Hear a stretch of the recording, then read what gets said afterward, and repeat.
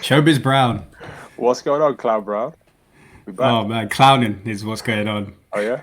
I want to hear Yeah. more about this clouded. This clouded. I'm going to tell you a bit more about my what I can tell you. What I can tell you Yeah.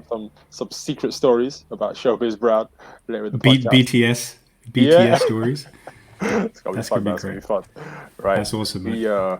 We got a special guest waiting. Hey, We have today. We got a special guest episode on who we got? episode Who we got? 26 of the podcast. Who we got on, bro?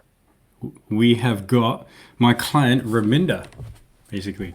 She's earned her spot on the podcast Right, because right. she's been smashing it away on our program, and yeah, so like super stoked to have her on. Basically, like intro wise, it's got like a Ric Flair style intro coming in. Is like Special. Rabinda is a road tripping, castle loving, financial modeling, heavy metal rocker, and she's a consultant and spent most of her career at PwC, and then decided to branch out as an independent freelancer. So she loves what she does and all the adventure and challenge and development it brings. And yeah, so today we're going to talk a lot about her and like her journey into taking care of her health and fitness.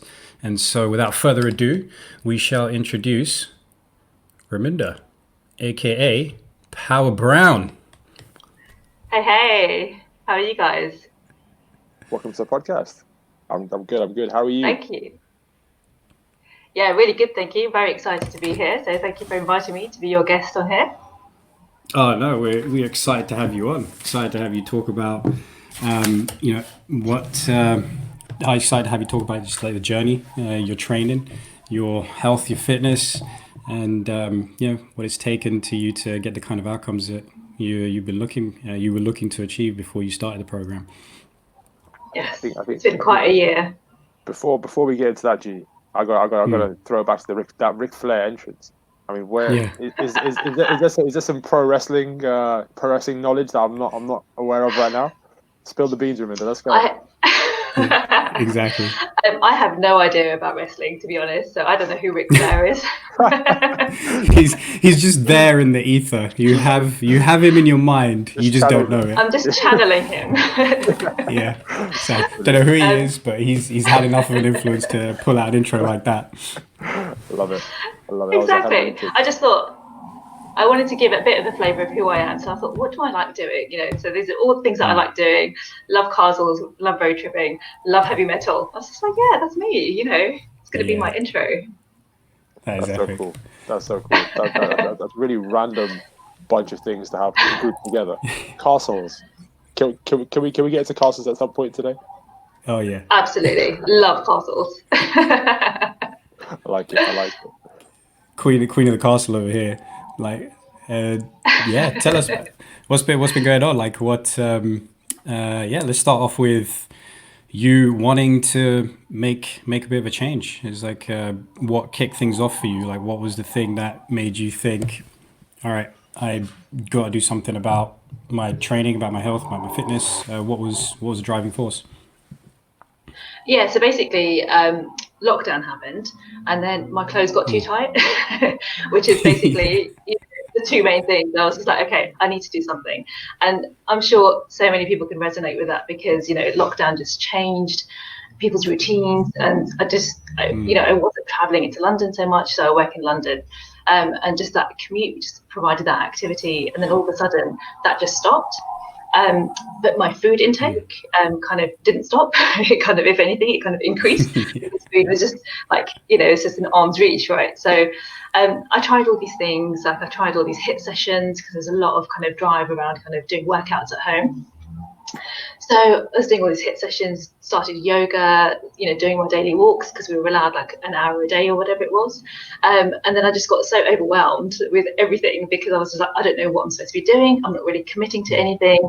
And so then I just basically just thought, you know what, like I need help. so, Right. so I've known Gurinder a long time. So Gurinder is best mates with my brother. And he's also the go-to person for anything health and fitness related. I was like, Gurinder, I need your help. Like, I've got all these Yeah. things I want to do. Like what do I do? And so then we talked through a program, and it kind of just basically that started my journey really because I just needed to kind of get back in shape. get some sort of control over my eating, exercise, and with the ultimate goal of just fitting into my clothes again, really. Yeah. I love that. I love that. Yeah. That inspiring thing. It's like, no, this is too tight. I don't like it. Feeling uncomfortable.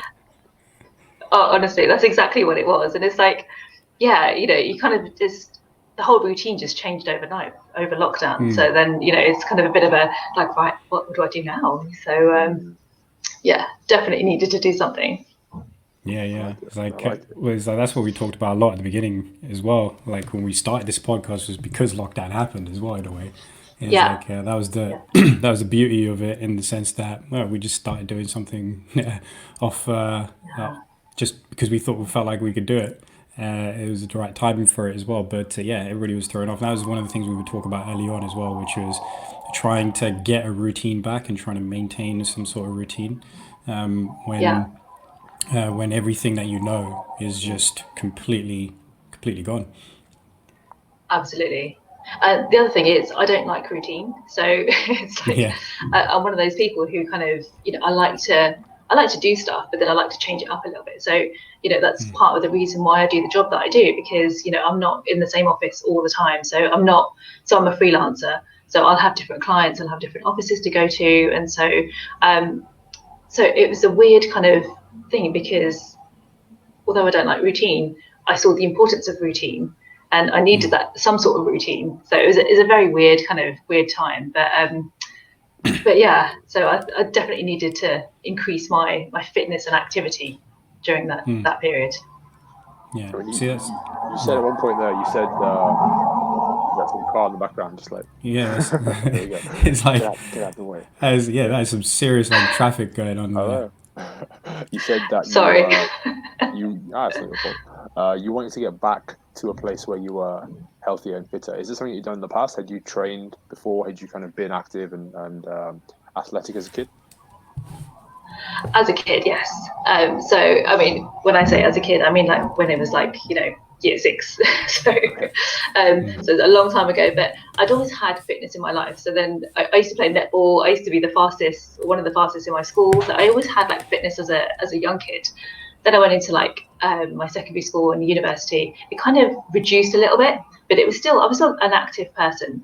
And then went to work, joined a gym. Was very bad at going to the gym, so I'd go for like 3 times a week for about 3 weeks, and then not go back for like 4 months. So but having said that, I do love to have sort of an element of fitness in life. So did a bit of tennis here and there, and sort of did a bit of jogging here and there in the past. But generally, yeah, just having some sort of level of activity, it's something that was really important to me. And some of these things you kind of just take for granted. So even just like a train commute, for me that was an element of activity, although it's not formal fitness, but it was something that kept me active and kind of contributed to that fitness in a way. Yeah. Okay. For sure. I think kind of having that routine where you've got to get up, you've got to walk to the station, stand on there, the bus, hustle and bustle of being in London. That's definitely a workout. I think I found that when I moved from Leicester to London. My mum saw me after about a month, and she was like, "Are you eating?" And I was like, "Yeah, of course I'm eating. I always eat. I've been so busy in London. You know how Asian parents are, Asian mums." She's like concerned that I'm not eating. I'm like, no, I'm just living in London now. This is what life does to you. Yeah. Exactly. Yeah, it's the hustle bustle. It's kind of going from office to office, platform to platform, and then and you just don't realize how much it impacts your life actually. Takes a lot of time, Completely. right? Yeah, I always find like you're doing that thing of you're just walking down the street, but then everybody else starts walking faster, and you're looking around. It's like, should I be walking faster? And you just start walking faster as well, and you just get in this rush mode, and you always like stressed out about that kind of thing as well. It's like, yeah, it's always always throws you off like that as well. Definitely, I did find that when I was working in bank, everyone was just walking 100 miles an hour, and literally it was almost like you had like an overtaking lane for just pedestrians, not even on the roads. And you naturally just kind of get into the flow of that. Yeah, exactly. You just like you kind of move with it, right? You have to as well. What you said about routine was quite interesting as well. Like somebody who doesn't like routine, and then noticing the importance of routine. So how did you end up reconciling the two? I think through the fitness actually, and realizing that actually I needed to have that element of routine in order to see results and the gains, and like just the changing in my body, and also just the routine in terms of reps. So the power of reps. I just think like I never really used to appreciate that before, because I've never really done this kind of fitness before. So I'd had kind of I've had like an active life, done a few sports here and there, a few sessions of whatever, sort of yoga and HIIT sessions, but never anything so committed as this. And so that allowed me to see actually the power of reps is actually very strong. It's so that's kind of helped me to establish an understanding for that routine in life and the importance of that routine. Yeah, amazing. I think I really like that. Yeah, I knew you'd love that one, man. Because it's like you talked about it like several times before about just one more rep, just one more rep, just one more rep, because you're winning every single time you get an extra rep in, right? Yeah, too right, man. That's it. Yeah. Go on, Raminder. No, I was just going to say it's only going through this journey though that kind of it highlighted it to me. So otherwise, I would never have been like reps are reps. You do that at the gym. Yeah. That's what that's what I really enjoyed about working with you as well, is because like me and Umar as trainers, we know like here's a process. If you follow it, you're gonna get the result you're looking for, basically, right? And then having that open-mindedness to take that on and actually use it and run with it and make that process your own is that's one of the things, that's one of the many things that I've been like super impressed with and super happy dealing with you, is just like the open-mindedness to just take the information and be like, all right, I'm going to work with this, I'm going to make it my own. Because in this whole time, like you haven't missed a session, like you haven't like at least the ones that we've scheduled together as well, like you haven't had to do a last minute cancellation. If you you just Tuesdays Fridays we've just been smashing it out every week. It's been amazing, and you just like you got that routine in, and you've had that open-mindedness to know that okay, this is how it's got to work. Yeah, definitely. And I think I've had you as a great guide actually, because I just kind of thought, what, he knows what he's doing, I'm just going to throw myself into it, do what he says, and then I'll see results, because I'm quite a results driven person. So I'm just like, right, the trust is there, I'm just going to do it. And actually it started off as a 3-month program initially, and then I extended it because I was just like, I'm just not done yet, I want more. So so it's been brilliant actually. Yeah, that's awesome. And like and that's another important lesson as well. There's going to be so many important lessons in this podcast for people who are listening, right? about the process and about what kind of person you either need to be or need to become to get the results that you want to see. And so like number one is that you're talking about the open-mindedness and then reconciling the difference between not liking routine but needing to get routine. So that's super important. And then what you just said there as well is trusting the process, because it's like, okay, here's somebody who can guide me through that, and if I just do as is and make it my own, it's going to happen. And even though like sometimes some people are different as well. Some people can start seeing results after a week. Some people might take 3-4 weeks. And you just have to believe in that process, and you just got to keep going. And that's important, because the number of times like somebody can come into it and there's a bit of like resistance. It's not like resistance with the coach or necessarily, it's like there's resistance with the process.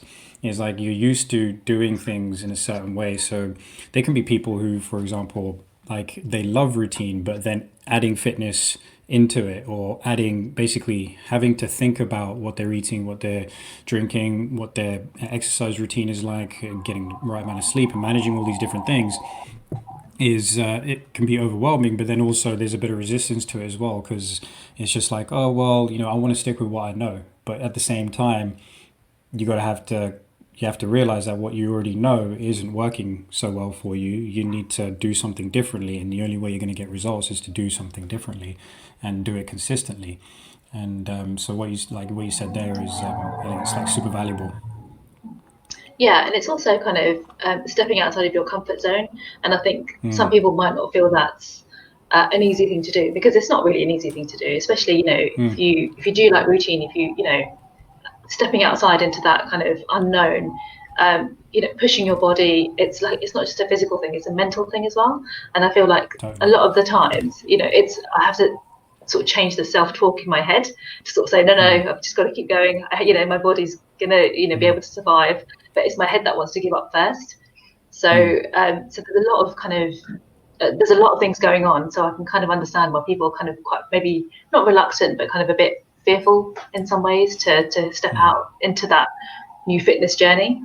And so I think open-mindedness is definitely something, that you need, but also, like as you've said before in previous podcasts, you know, attach like a goal and a meaning to what you're doing, and that's how I got my name, Power Brown. Yeah, I was literally gonna say, I was like, if you didn't bring it up, I was like, this is where Power Brown comes from. I know it, right? Exactly, you inspired it. Yeah, amazing. Yeah, it's like, so yeah, explain that a little bit more. So so actually it goes back to one of your earlier podcasts. So I was one of the listeners with some questions in your earlier podcast. So I think one of my questions was about mental blocks, and so you guys answered it on an earlier podcast about my question was about a mental block and how to overcome that mental block. And so Gurinder kind of advised on kind of attaching some sort of meaning or like a, you know, sort of a goal to motivate you while you're doing whatever you need to do to overcome that mental block. And I remember then you asked Uma about, you know, his advice, and so Uma was like, Home Alone. And so it was just like, what? It's just weird. I remember that. Do you remember that? Yeah, do you that remember was that? so funny. I don't remember that. Tell me. You're gonna have to refresh his memory for you. So basically, it was just it's just kind of, I think you mentioned about, you know, the guy in Home Alone, the old guy. I think it's Home Alone 1. Yeah, the scary guy. Scary the shovel. Yeah. Yeah, exactly. And then Kevin McAllister, you know, just basically faces this guy, faces his fear head on, screams in his face, and then he's just like, yeah, this is great, I can do it. Amazing. Different tactical approach there. Yeah. Definitely. It clearly works, because I kind of used all of that. So so I used a kind of a motivating word to help me kind of overcome my mental blocks on running, and then just kind of just getting me through like exercises. So I was thinking, you know, like power is a word that I can use to motivate me, because it just encapsulates so much. You know, it's about strength, it's about ambition, it's about drive, you know. And so that's the kind of word that I use when I'm in need of kind of just driving forward with an exercise, for example, running or like my rowing machine or something. So so Power Brown. And then I wanted to join the Brown Club because, you know, it's quite exclusive, right? Brown Club, I love that. Exactly. This is like triple threat Brown. Yeah, this is great. Honorary member of the Brown Club. Let's go. Yeah. Exactly. Yeah, you don't just get in on the color of your skin. That's not how this works. You got to represent. Legit, legit that you have to achieve. Exactly. That's quality. That's so good. So it's like, so you've used it to great effect, I'm guessing, is like every time you felt like, okay, I'm hitting a block now, I really don't want to do this. And then you just went power. And then all of a sudden your posture goes up, your brain just goes, let's do this. I love that. Exactly. It's just a reminder, isn't it, of kind of, you know what, I'm doing this for a reason. I'm doing this to become more powerful, stronger, more driven, ambitious. Let's do this, you know. And then I love that. I find that you do the same thing with the word strong, right? You say it a few times. That's right. Yeah. I've noticed that. Yeah.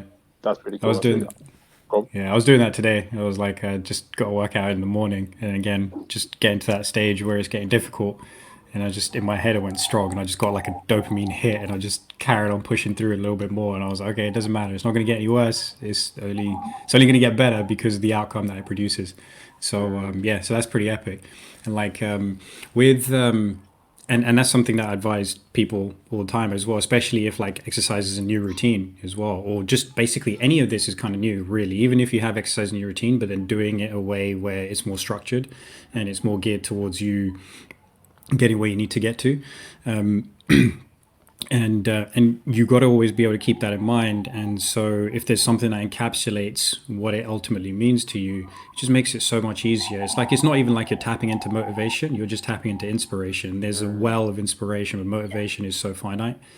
So that's incredible. And like, then you notice your baseline just improve each time, right? So say it's like, okay, I'm going in the sense that you are using that phrase to help see you through. But then I don't know about you, but if tell me your experience with this. I don't have to say strong as often now. I don't have to remind myself of it as much because my baseline habit has improved so much over time, where I just do the activity and then every now and then I need a little reminder.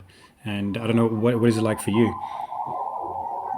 Yeah, to be honest, I think you're right. I didn't realize that, but I don't say it as much now. And I think it's almost like I just step into that mindset sooner, and I don't even have to say the word. It's almost like you kind of just step into that, the mindset, and you kind of just think, I'm just going to do this. I've done it before. I really enjoyed it. I'm going to carry on. And so yeah, you're right. I didn't notice really, but yeah, I don't say it as much. Yeah, interesting. Ties into that phrase from what's the guy called? Paul Check. He's like, do the thing to have the power. That's it. I love that phrase where it's like, so now you've been doing the act of powerful. Now you are powerful. So now it's a done deal already. You don't need to kind of re-up. Now you've been trying to mold the glove to fit. Now the glove's just on your hand. It's time to go. That's right, man. That's really cool. Yeah, that's what it is. Yeah, that in itself is actually really powerful to just hear that. Yeah, you are a power brand. Let's go. Yeah, exactly. Let's do this. The embodiment. It's true. It's like, dude, like the first time you said that, like one of the early podcasts as well, do the thing and have the power. I was like, it's just, there's no other way around it except for taking action, right? You can't, you can think about it all day, but that doesn't actually do anything. It's the doing bit that gets you that power, gets you where you want to be. So I've always loved that one since you brought it up, man. Too right. Shout out to Elliot Hulse at Strength Camp. You watch Strength Camp, G? No, I don't watch it. I know of him. Yeah, Elliot Hulse. Yeah, he's the one who said it during one of his video vlogs, and it just stuck with me so well. Stuck with me. I think it's on my board as well. It's just it's just a simple phrase, couple of words, and you're just like, yeah, of course. Let's go. Yeah, I think the original was said by Ralph Waldo Emerson. So good man. That's a good job. Yeah, you're right. Yeah, because you're right, because he actually named his daughter Emerson. He's not going to call his daughter Ralph. So that would just remind me of Simpsons. Ralph Waldo, no. Oh yeah, Emerson. Yeah, Emerson sounds a little bit more unisex. Ralph, I'm not sure about that. Waldo, no, there's definitely not want to call my daughter Waldo. If he did, then respect to him. That's it. Some really interesting things you said earlier, Raminder. You said some stuff around not knowing that reps was a thing, right? And that made me think like you're in a really successful place in your life. You've got a really really good job. Do you think that doing those, like the process to get you to where you are now, in what you do for work, is kind of subconsciously imprinted on you that there is a process to things? And then did that make adopting fitness more of an easier thing to do, or more of a did you kind of see the parallels? Did you draw the parallels and did that make the journey easier for you? I think with my job, there is an element of routine and kind of the repetition and the reps, because you kind of have to do things over a certain amount of times in order to learn them effectively. So there is an element of that, but I never really pieced the two together actually until you just mentioned it now. So I think overriding everything, I just love change. So in terms of my career, the kind of the stable thing is my skill set. So I'm a financial modeler. So basically, it's a really glamorous way of saying I do spreadsheets. Which I love, by the way. Someone's got it. So that's honestly, I feel like an artist. you're going to get me going now. So, like an Excel spreadsheet to me, just I open it up and I'm like an artist. It's like it's a blank canvas. I can do anything I want. I can create all these amazing things with formulas. That is amazing.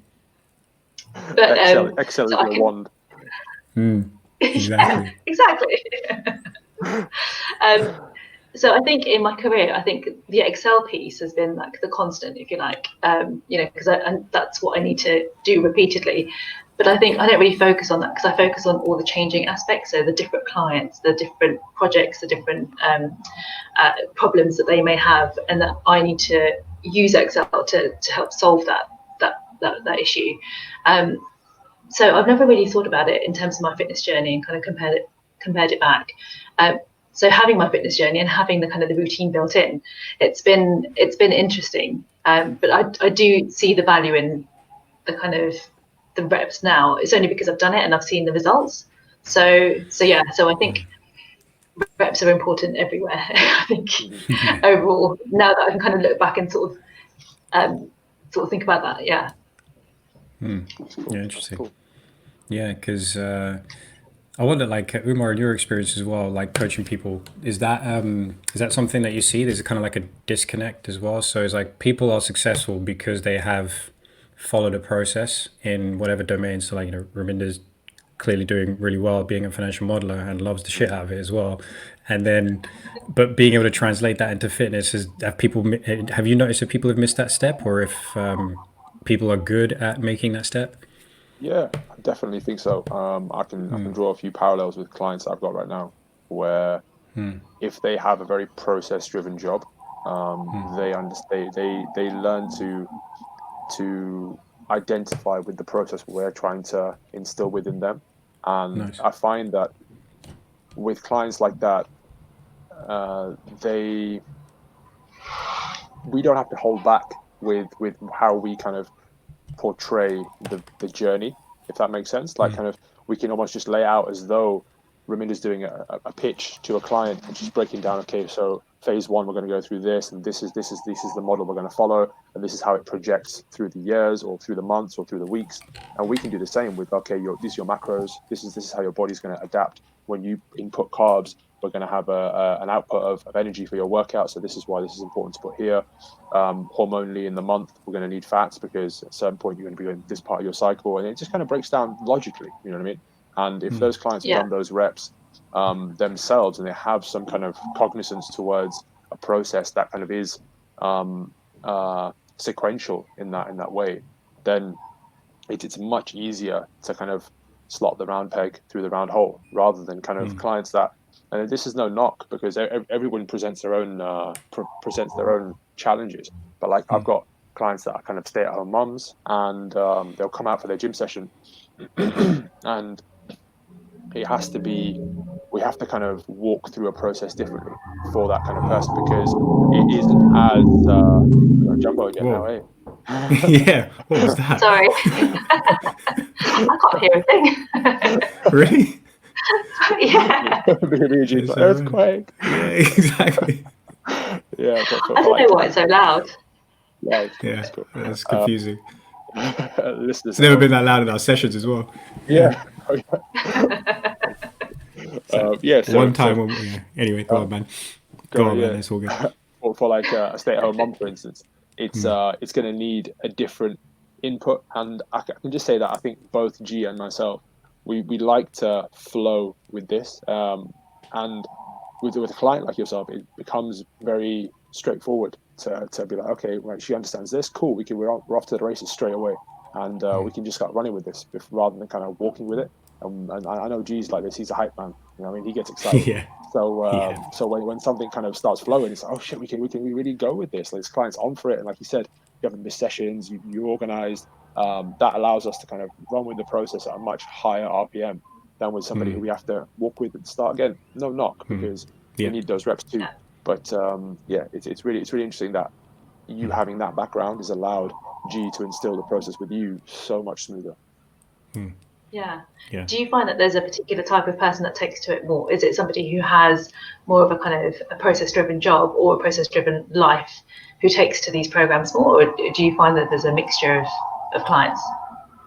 I think that it's a mixture. So I think that there's two kinds of people that can go at this, in my experience, super hard and super well. One is what you've outlined there, so a process-driven person, and then it's somebody who has a very strong why. And like I've worked with like mothers in the past who have kids that they want to inspire, or have like a household. Like my client Sam comes to mind. She knows that from the start she's wanting to inspire her household, and she's wanted to kind of set the standard with herself, but she's almost been waiting. Sorry, guys. Sorry about that. She's almost been kind of waiting to spread her wings and really show the damage that she can do. And when we started off on the process, it was just like this woman's never done this stuff before, but she's showing up day in day out, like Gurinder said about yourself. Never missed a session, never complained about anything, never really let anything hold her back, because her why is so strong. And I'd say those two kinds of people 100% take to the process like a duck to water, because they know they have some kind of latch to the entire thing that we're trying to do here. You know, I kind of envisioned it like a climber with his hooks on the side of a mountain. So you want to try and get to the top of the mountain, but if you have many different kind of attachment points on which you can pull on, you're going to get there much better. Whereas somebody who kind of shows up day one and doesn't really have any ambition, doesn't really have much direction, well then I have to almost cultivate that within them, and I kind of ask them about, there's questions we need to go through, there's an inventory we have to kind of go through, which the client might not have actually been aware of. It's like, and it turns into more of a counseling session, which again is fun for us, because we get so many varied reps, so many different kind of people that come knocking on the door, and we have to solve that puzzle just the same. Yeah, that's really interesting actually, because it is a problem solving exercise, isn't it, in some ways. Yeah, really fun. Do you find the same thing? You know, when you said having a really strong why, that was the one that resonated the most, because I've found like people who have that strong why, they're the ones who just show up to the process, and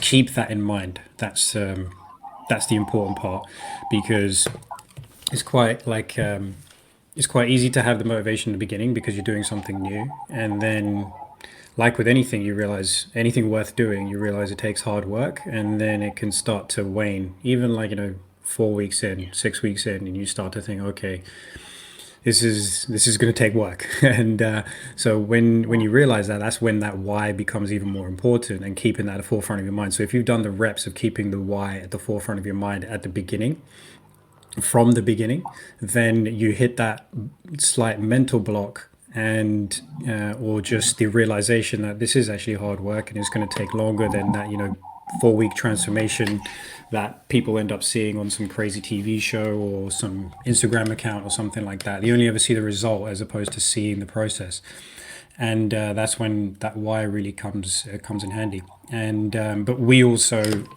like you said, it's we also have to provide that course correction along the way as well, because I see it happen, like, clients who lose their why, and it's like, hey, just remember, like, tell me why you're doing it again. It's like, oh, it's for this and this reason. It's like, what does it mean to you? It means this and this.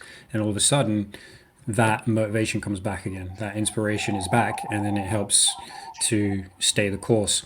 And and Raminder will be able to like testify to this as well. I kind of have that baked into the program online, where you're just constantly trying to keep at the forefront of your mind why you're doing something, by essentially having a reflections journal along the way. So you're reflecting on what's gone well, what hasn't gone well, celebrating the wins, being grateful for the progress that you're making, and so that helps to sustain you and keep you inspired. Whereas if you don't do that, and I notice that with people who don't do that bit, I have to take them through the peaks and troughs quite regularly, whereas the ones who do that are able to sustain their results a little bit more on their own, with a bit more autonomy. And again, everybody's journey is different, and we do our best to make sure you pull through and make sure that you are moving forward and building that connection with the why, and making sure that you're doing the process as best as you can. But if you show up with those traits that Raminder has reflected, which is that open-mindedness, that positivity, like being coachable, just taking action with the information that's in front of her, and just following and trusting the process, you're just going to get so far. You can get so much further. And it doesn't matter if you are process driven or not. If you just have that strong why, then you build that process. You won't let anything kind of like get in your way to make sure that this happens. Even when life gets tough, we're here to make sure that you can still keep moving forward in whatever capacity you can, but as long as you are pushing forward and getting to where you want to be.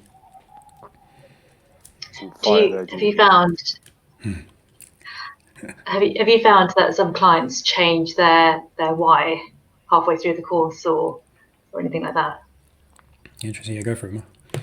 Yeah, for sure. I think you can sit down with a client day one, and you can ask them like, why are you here? And it's quite a big question. I mean, I find that kind of, for me personally, there's a few different reasons why I kind of started off on my journey. But then as I kind of excavate, I picture like Jurassic Park, the guy kind of going out like the bones and like, okay, all of a sudden there's a dinosaur here. What I mean? Like, oh wow. And it's that excavation process that you end up realizing, oh really, what, I actually started this because of this. And I needed to be at it for a while for me to see that, oh wow, it's not just a bone, it's a whole being. And that's a fun process to go on with people, where you kind of talk to them and you see them develop and you see them kind of angling their conversations a certain way now. And I think intuition with a coach, I think intuition can be taught to a coach if you learn to pick up on the right signals, and you learn to kind of pull at that thread. And you're like, okay, well, what's there? I mean, we talk about this a bit more. Can we kind of set some time aside and just explore this corridor? And you end up finding out so many amazing things about people. And this is one of the things I just love about this job, is that every human being's experience is different. This is why, like, I don't know about yourselves, but being a kid and thinking, oh, I'm just the same as everybody else, or like you hear that sometimes, and it's such a falsehood, isn't it? It's such a falsehood, because no one has ever seen the world through your eyes. Like the same way that, like, there's been kings and queens of the past, and there's been all this and whatever. You're just exactly the same as them, just living your own unique life through your own eyes. And I think that's such a valuable thing for anyone to understand. And people will come into the process, and I find this is a common thing where they're coming for training, but what they actually want is they want a realization, and they want to kind of be spoken to about things slightly differently, and they don't want to just be told directly, oh, this is sets and this is reps and this is a chest press and this is a leg press, this is a rowing machine. They, especially from what I know G delivers and what I feel like I deliver as well, there's much more there. And when you kind of experience that more, you definitely find a deeper why. You definitely find that there is more within you that you want to express. And then the person just, it's not the same person anymore. You can't be the same person anymore, and that's so exciting. Yeah, big time. Yeah. Actually, what's your take on that, Raminder, as a client going through that process? Yeah, I mean, like I said, I initially started because I wanted to fit into my clothes again, and then that kind of quickly changed because I saw my body change, and so that's partly why I extended the program with Gurinder as well, because initially I signed up for 3 months, and then it was just like, no, I've got a new goal now, I've got to, I want to do some other stuff. So then I extended for another 3 months because I just wasn't ready to stop. So I definitely agree that it is that kind of excavation process. You kind of dig deep and think, actually, what do I really want to achieve?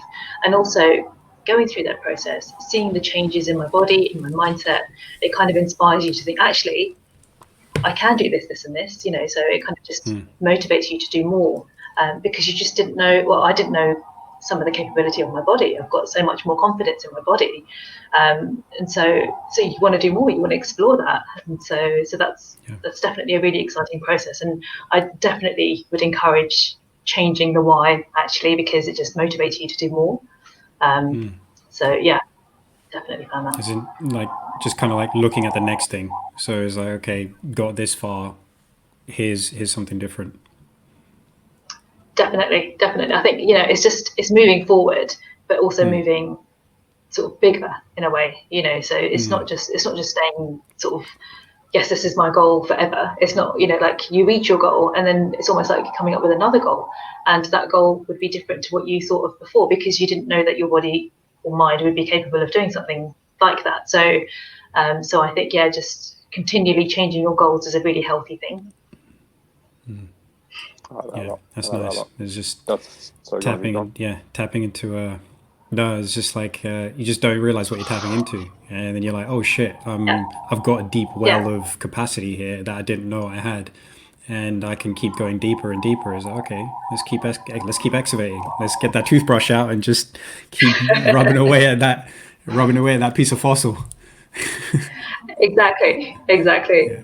It's like even push-ups. I know it sounds like a really Mm. simple thing, but I've always wanted to do push-ups, but I've never been able to. But Yeah. now, like I can't do them that many times, but I could do Mm. quite a few now. So I Mm. started off on my cooker, but like as an elevated push-up. Then I graduated to Yeah. my chair, and now I can do it on the That floor. Oh, brilliant. Yeah, exactly. It's amazing. That's amazing. That also does not sound right as well. It started off in my cooker. It's like basically we needed an elevated surface to start doing elevated push-ups on, and that was the best surface that we could find where we could get the push-ups done. So I started doing it in my cooker, like, what the fuck? Yeah, You yeah. I you just wasn't actually on the cooker. Yeah. showed you, G's just show you around his new gym, and Yeah. there's just hobs everywhere. Just a bosh. Yeah. You, you say Exercise covered that. by bosh. That's it. Yeah, but that ain't no joke as well. Like my favorite room in the house is the kitchen. So that's gonna happen. The gym is gonna be a kitchen. But yeah, so it's Yeah. like, yeah, we started off on the elevated surface, and there was the cooker. It's like, okay, then we brought the elevation down, and then we started using some resistance bands as well for assistance, but on the floor. And like, yeah, so just been smashing it out. So that's been the progression with that. That's huge. That's brilliant. Yeah, I realised I should have explained a bit more. It's like, it makes sense in your head, right? Because you've done it so many times. It's like, yeah, I mean, like, I see the image. It makes complete sense in my head. It's like, don't you do push-ups in your cooker? Like, what do you do? No, Cool. I make food on my cooker. I have this image of Raminder being at like a friend's party or something, and then be like, yeah, I can do push-ups. What do you mean? Of course I can do push-ups. Then she just gets up and goes to the cooker and just like, Yeah. Yeah. check me out. Like what? Oh, brilliant. You wait, I'll do it. Yeah, exactly. That's it. That's great. That's great Brilliant. progression you've gone through there. Like having that like, higher body position, finding the movement, and then kind of scaling it with more of your body weight over time. That's brilliant. You find that a lot. Do you find that kind of along with your friends and family as well, like amongst females, upper body strength, especially upper body like pushing strength? I find it's something that everybody kind of wants, and not many females have. Was that a goal of yours for a long time? Yeah, I don't know what is a goal, but it was just something that I just felt like I wanted to do. And so, but yeah, I mean, I think in females it is, yeah, I don't know that many women in my life that can actually do push-ups, maybe one or two. And it's definitely more difficult. I have no idea why it was something that I wanted to do. I think it's just classically just an exercise that I really wanted to kind of, I don't know, yeah, just being able to kind of just hold my own body weight, so now I'm getting there, but but it's just It's gonna be about conquering things, isn't it? yeah, it's like it's gonna be your equivalent of, so what do you bench, bro? Yeah, love it. Ruben's like first conversation is like, so what do you push up, bro? Exactly, yeah, and Yeah. where? And where exactly that's gonna be the important bit. It doesn't matter if they can do more than you. Can they do it on a cooker? Exactly. Love it. 3x10 cooker push-ups. Yeah, exactly. That's gonna be a name. That's it. I'm inspired. That's a name. Push-up.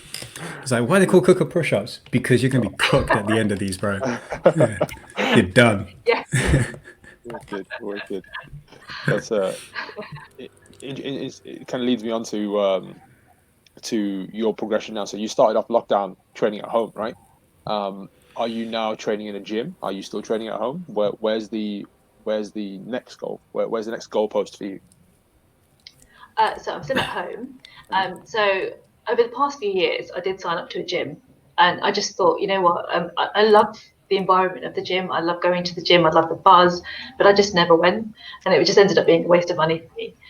So then what I did last year, I quit the gym. So this is before lockdown. I quit the gym, got a rowing machine, thought, I'm going to do rowing at home, which didn't quite happen again. And then we went into lockdown. So I think, I mean, I love the gym environment, but I just practically speaking, I just won't do it. I just won't sort of, I won't get there.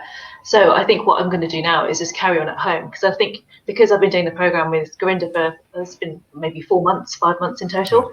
So I feel like I've already built that kind of, 4.5. I feel like I've already built that routine of doing it at home. I'm familiar with kind of what I need to do, how I need to push myself. And I've also got a park nearby as well. So I've started running. So I feel like they're the kind of things that I want to build upon. And because I've had the opportunity over lockdown to build it into my routine, and build a routine out of it as well, I think, for me, I'm going to be probably working out at home and in the park. But yeah, I mean, there's nothing wrong with gyms. I love this. It's a great environment to really become motivated, and for me, I just never got there. I love that. I love that. Running is the one for me right now. That's the next kind of hurdle I want to strongly go after. The coach I'm working with now is programming some like woodway sprints into my workouts right now. Okay. So on that curve kind of treadmill, and I find it so much fun. To just kind of let loose and just try and see how I can run. How are you finding running? Do you know what? I'm loving it. Absolutely loving it. So I see myself as a natural runner in terms of my body type and everything, but I just didn't do it for like the majority of my life after I was sort of from school. So I was really fast at school. Used to sort of take part in all the sports days and everything, and then I just stopped and really missed it actually, but then wasn't inclined enough to kind of bring it back. And then the times that I did try and run, my body just felt heavy. I couldn't sort of do it properly. It demotivated me. And then I just got a bit of a mental block over running. And so now I'm just taking it slowly. So I'm doing the couch to 5K. And then I started maybe like 2 weeks ago. And then, do you know what? I just felt so high on endorphins afterwards. I was texting Gurinder. I was just like, oh my God, I did it. It was amazing. Exactly. That's brilliant. That's awesome. So I'm really loving it now. Yeah. Wicked. You know what? I've got a thought as well. If whenever it's appropriate to go back to a gym, we're probably entering another lockdown. I don't know what's going to happen, but if we program that correctly as well, I reckon you could boss the gym, and you would like going back in there. Okay. Really? Yeah. It's Don't give me a challenge. I'm going to do it. It's done. It's been announced. It's on this podcast. The challenge is set.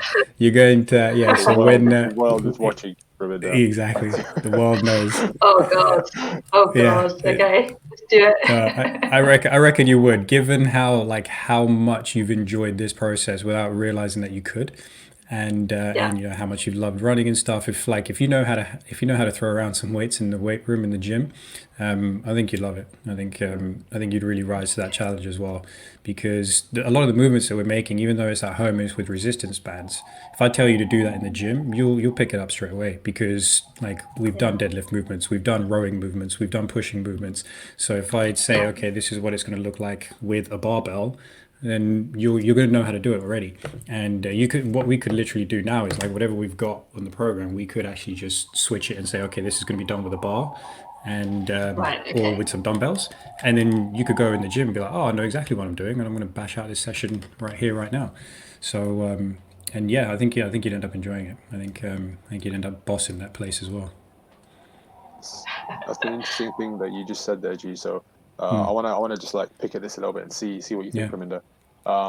So the Raminder pre-Gurinder, Raminder pre-Gurinder, right?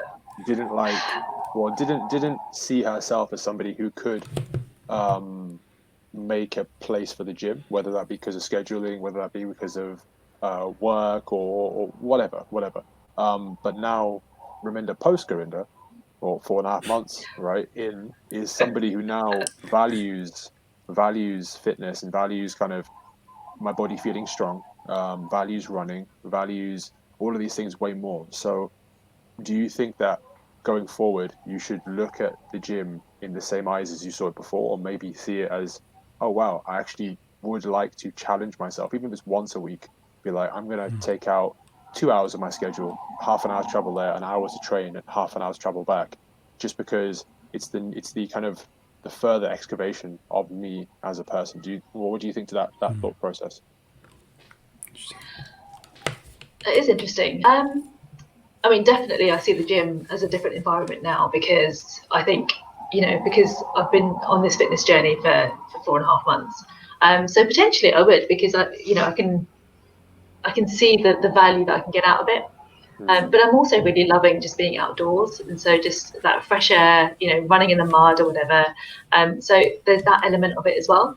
So I think it's interesting. I think it's an interesting thing. I think, I've never disliked the gym. I've always liked it when I'm there. It's just the getting there. So I think that's the mindset aspect that I would need to change if I was going to go back to the gym.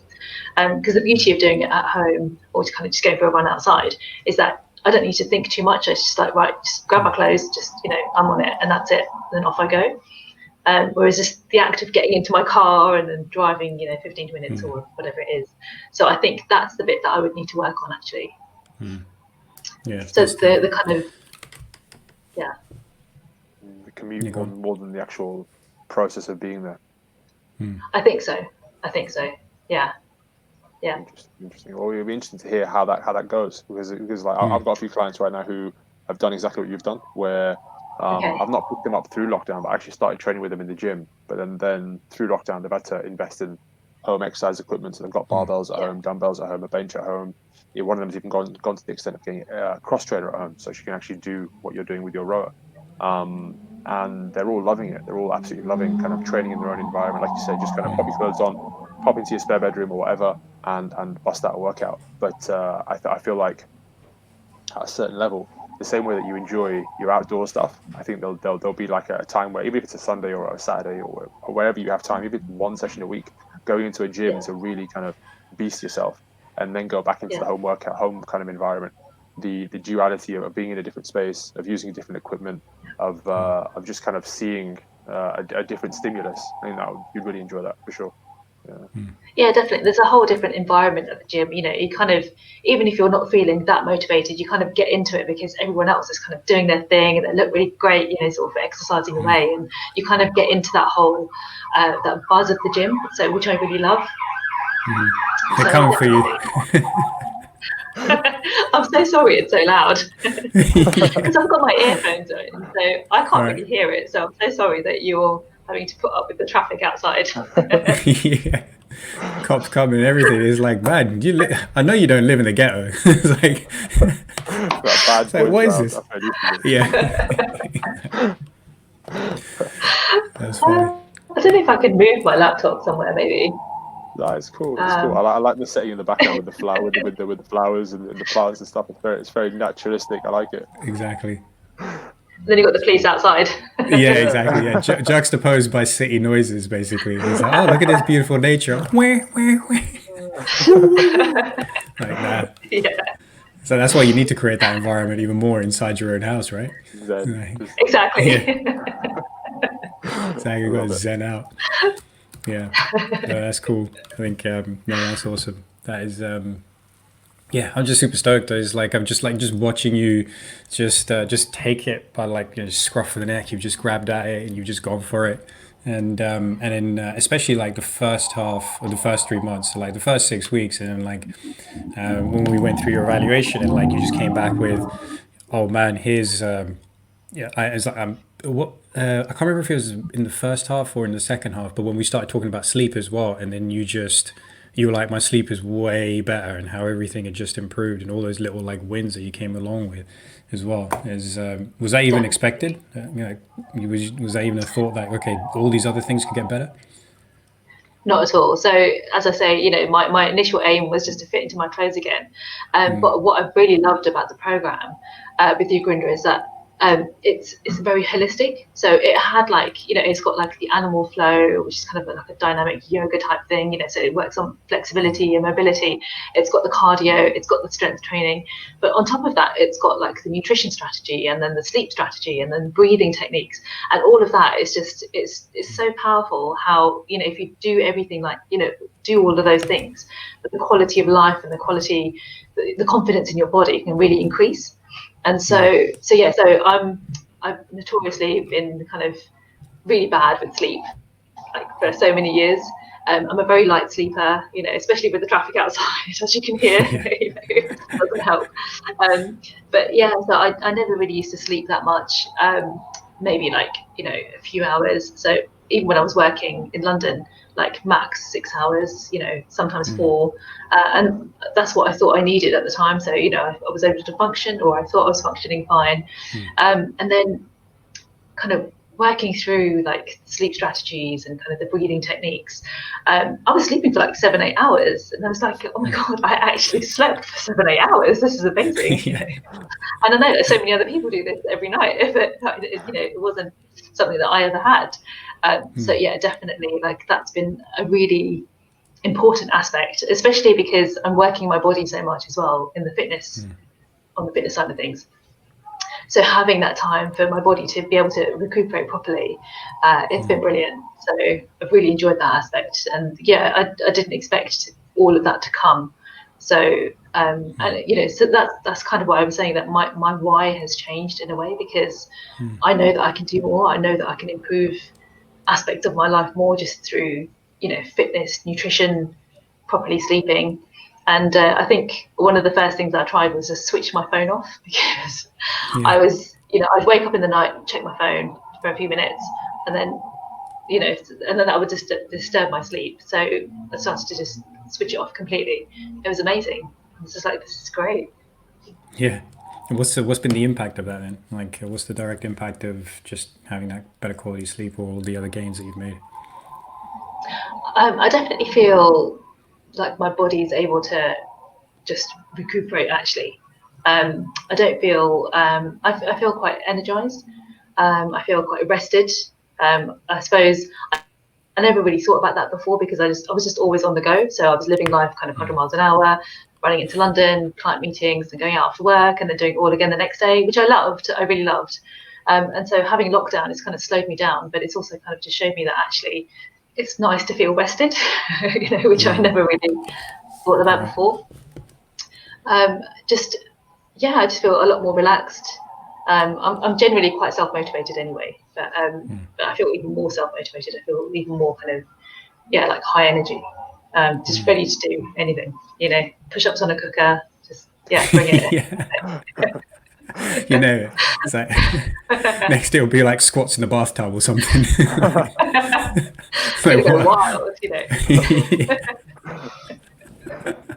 You find that London life will do that to you, right? Like where it will bring you to where you're doing 4 hours of sleep a night, getting up in the morning, sorting yourself out for breakfast, back to work, and then you have the hustle and bustle, getting home again in the evening, unwinding, checking your phone. Yeah, it definitely shows you like how much you can go at like 5%. You can just keep like limp home mode almost, like I'm in the car. It's sustaining that is no fun. Exactly, man. Just like Kaiser Soze your way through life, just limping, right? It's just dragging that leg around, and it's incredible. And the thing is, like, I think it was last week where we talked about it as well, where it's just you just don't know how good you can actually have it. That's the phrase that I always use, because like what you've described is so many of my clients over the years, because of working, have worked in the city, or was working in the city until before it died, basically. So it's like that's everyone's kind of like life. That's the description, and everybody's a high achiever there as well. And so it's like just redlining it all the time, not realizing that if you just spent like whatever, even just 5% of your time redirecting that towards recovery and just getting a little bit more sleep, etc., the gains that you can make and how good you can actually feel, you don't even realize it. And I think you're a great example of that as well. Just like apply a couple of strategies and make it work, and then it's like, whoa, I thought I was doing all right. I'm doing way better than that now. Yeah, I think that's it, because you get used to what you're doing. And so I was so used to surviving, and I didn't realize I was just surviving on sleep, on 4 hours sleep, 6 hours sleep. I just thought, I'm fine. But it's only when you slow right down, you change it up a little bit, and then you feel the benefits, and you think, actually, it's miles different from what it was like before. Yeah, that's a really good way to put it as well. Yeah, really good way to put it is just like you're just used to just surviving, and that's an important point, because so many people do get by on less than 6 hours of sleep. People erroneously believe that they are built for getting by on less than 6 hours of sleep. So it's in the same way, like 80% of drivers think they're better than the average driver. It's like, well, that's obviously wrong, right? It's like the same with most people. It's like most people who get by on less than 6 hours sleep think they're fine. They're the ones with that gene type that allows them to get by on less than 6 hours of sleep. It's like, no, actually, it's probably, I can't remember, but it's less. It's less than 95%. It's more than 95% of people who can get by on that. It's like, if you're thinking, oh yeah, I've slept for less than 6 hours my whole life, I'm the kind of person who does that, like who can do that. You're like, actually, no, you're probably wrong about that. And so let's try and fix up. There's like very few people who can genuinely get by on less than that because of their genetic makeup. But so it's important to note that anybody who's listening and thinks that they are doing fine with less than 6 hours of sleep a night, I think you need to reevaluate that and start putting in some strategies to get at least, first off, starting with better quality. So even if it means you can't change the amount, it's like you got to start with better quality of sleep, and putting in the practices that allow you to get better quality of sleep, and then work on incrementally building up the amount of sleep that you get as well. Because yeah, you just, otherwise you're just operating at, as Umar says, you're just limping around. That's really interesting. I think it's like sometimes you got to look at, by, I don't know how to phrase this really, but by what measure are you qualifying that you are okay on 6 hours of sleep? You know what I mean? It's like if you place your ceiling here, and then but here is really, I survive, like you said, Raminder, and I get home and I'm like, I'm okay, but I don't really want to have a conversation on the phone anymore. I don't really want to ring anybody up. I want to just sit on my sofa and just kind of like contemplate life for a minute. And then I'm going to drag myself to the bathroom. I'm going to sort myself out, and then I'm going to put my PJs on. I'm going to get in bed and kind of start again. It's like, that's not a life I want to live. You know what I mean? That's not a life that I want to thrive in. I want to kind of move forward and actually be all that I can really be. And I think that's people's perception of where they are. My sister's a great example of this, where she works ultra hard. She works in the NHS, and she's up to her back teeth right now in work constantly, which is she's got a mad work ethic, but at the same time, she's somebody who's let her health kind of deteriorate along the way. And this, I feel like this podcast can be really, really good for her to listen to, because you're a very similar example to her, right? You've worked super hard, and you've seen that your health can kind of potentially take a backseat to your job, to your profession, to the things that to the pressures you're placing on yourself. But then as soon as you open your mindset, like you said, that staying open-minded to other things, to kind of training programs, and then by extension, you have all these secondary wins that are like, oh, my sleep's better, now my mood's better, now my clothes fit better, now I can do cooker push-ups, and it's like, this is great. Exactly, that's exactly it. And I think part of what was happening was I was just running on adrenaline, and so like, I loved the kind of the hustle bustle. I loved the work hard, play hard, whatever it was, But then it's only when you slow down then you kind of realize. And now I kind of think, actually, if I did this, I don't know, a few years ago, it would have been much better quality interactions, meetings at work, quality of work, perhaps, And so it's definitely something that people should think about a bit more. And I think now that it's lockdown, life is just slowed right down in so many cases. So now is probably the best time to do it. I mean, not for your sister, it's probably even busier for her.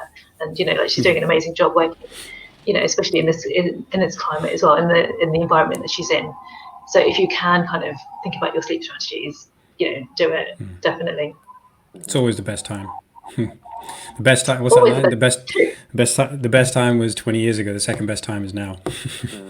True, very true. That is true. It's that Zen saying. But yeah, I think that's interesting with regards to having that fast-paced life, lockdown having taken that away from you. So number one is like, kudos to you for not being like dragged down by that as well, because there's like, I think me and you, we both know people who have really struggled with this period. But then so taking upon yourself to be like, okay, I need to do something to make sure that this isn't going to be my fate as well. And secondly, if and when by whatever timescale things do go back into going into that fast-paced lifestyle, what do you think you'll take away from this period to make sure that you can buffer against that, because you enjoy that lifestyle as well? And so how will you be able to, or what do you think is going to be the balance that you're going to need to make sure that it doesn't affect you as it did previously? I think just having it at the forefront of my mind, not putting it as a second kind of priority. You know, my priority needs to be my fitness, my health first, and then everything else second. And so I think, you know, carving out that time, having that as a focus, definitely having it as a focus. And I think, I mean, I don't know actually, because with my industry, I don't know if I'll be going back to the office permanently, you know, so I imagine that at least for the next 6 months, I'll be working a lot more from home, which in a way is good, because then I can still kind of maintain some sort of fitness routine at home, you know, do the things that I was doing. So I can still have that remaining as a focus, you know, making sure that I get my sleep, making sure that I get my fitness in, making sure that I do my runs or whatever. And then the days that I'm going into London or to the office or wherever, just making sure on those days I've got enough time to consider these particular strategies. So I think hopefully it'll be like a permanent shift in my mindset to factor these things into my day and into my routine. Yeah, just strategizing for it and planning for it. That's again, like, you know, implicitly you've just brought up something that's super important again, which is when it's not been something that you're used to stipulating into your schedule, it's where you actually consciously have to carve out the time for it. So like let's say for me and Umar, it's not even a thing anymore to think about when it's going to happen. Okay, except for when things get a little bit busy, like all right, today had this incident last night. Oh man, it was like 3 a.m. and it was just basically, there was a car parked outside on the street, which was there were just people just blasting music from their car at 3 a.m. I was like, you motherfuckers. So I gave it like 2 minutes. I was just like, I'll just give it 2 minutes just to see if this settles down, because I was in such a good sleep. Like I could tell when I woke up from the noise, I was like, huh? I was just in this really, really nice sleep. This has got a point, trust me. So it's like it feels like a total segue, but it's got a point. So I gave it 2 minutes, and then I was like, no, I've had enough of this. So I opened my window, I pop my head out, and I look out, and about 20-30 meters down the road, it's basically these, like, I don't know, 2 dumb drunk 20-year-olds who are just like got the car door open. One of them's like leaning against the car door and like sticking her butt out, and then the other one has got a camera and is like taking videos of her mate. And I was looking at this, I was like, I can't tell. Like I assume because of the attitude, because of the noise that they were making, and like how they were giggling and laughing and everything, I was like, they just sound like 2 like young idiots basically. And I just went, yo, quieten down, please. So I was just being really, like, I'm always super polite to start with, right? And then they were embarrassed. And then they turned around, they were embarrassed. I could see, like, one of them, like, you know, covered her face and was just like, oh no, there's a guy who's looking at her. I'm like, you're blasting music at fucking 3 a.m. What are you embarrassed? Like, you're inviting people to look at you and shout at you. What are you embarrassed about? And then there's this little hedge that's in the that's in the way, right? So they basically just go and stand behind the hedge, as if by doing that, it's like, you know, the T-Rex, you know, you can't see me if you don't move. I was like, yo, I can still see you and I can still hear you. And then one of them shouts from behind the hedge, is like, give me 5 minutes. Like, no, I'm not going to give you 5 minutes. Pipe down. So I just got a bit more aggressive eventually. And then they were like, one of them was like getting embarrassed. Basically, she was like, just one more video of her mate just twerking in the middle of the street. That's what she wanted to do. I was like, what is fucking wrong with people, man? So I just went, no, turn the music down. I'm just shouting at them at this point. Fucking just like an old man with his head hanging out the window. It's like, get out of here, you dumb youth. And then eventually, like, so they turned the music down. I was like, thank you, just shouting at them from across the way. And I closed the window, go back to bed. 20 seconds later, I put the music back up again. I popped my head out the window, and then they were like, oh, he's still looking. And then they took off. I was like, so annoying. Like that's not going to make a difference. So basically that fucked up the next like 2 hours of my sleep, right? So they eventually took off. And so instead of me waking up at like 7 a.m. today, which I was like, oh, that's gonna be a good day, I ended up like just naturally waking up at like 9:30 because my just time just completely went all over the shop. My rest went all over the shop. So I was like, okay, I've just lost 2.5 hours. I need to make that back somehow. And so instead of me being like, all right, I'm going to be casually going through my day, not thinking about anything, I know when I'm going to get my workout in, I know we're going to do the podcast, I know what's going to happen afterwards. I was like, fuck, I need to reorganize. So I was like, I've got this slot, this very specific slot right now to do the workout that I want to do, and so yeah, so I had to like have a quick look at the schedule and just have a quick look at, okay, am I going to be able to make this work, and then just bash it out. So it becomes it's quite a conscious thing. So I ended up having to really put the effort into figuring out where I'm going to get this workout in, and that's the situation that a lot of people are in when they're starting out on a routine. And then also, especially because of the privilege of lockdown, is things slow down, so you can squeeze that into your time. Like the time people spend commuting, the time people spend going out to dinner, all that kind of stuff is like there's hours that they've gained back, and they're able to apply it. The question then is like, okay, well, life isn't always going to be easy to slot things in. So without having to think about it. So when you do, what are you going to have to do? You're going to have to take a look at your schedule in advance and go, okay, I can work out here, here, and here.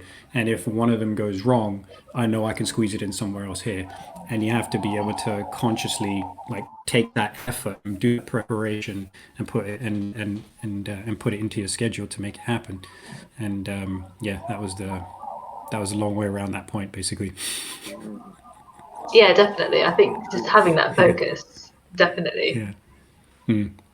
You're keeping that focus at like 3 a.m. in the morning, being like, I got to train soon, shut up. Yeah, exactly. Exactly. He's like, yo, you want to train with me?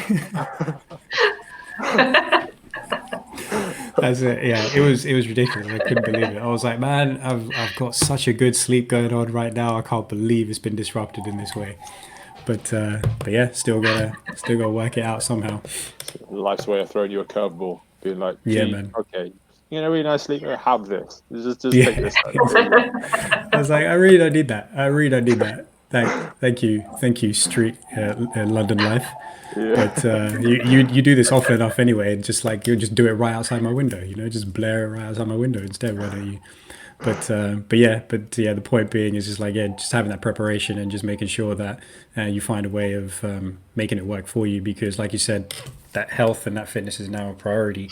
And when other things come back in to play a lot more forcefully, is like, you've got these arrangements and stuff.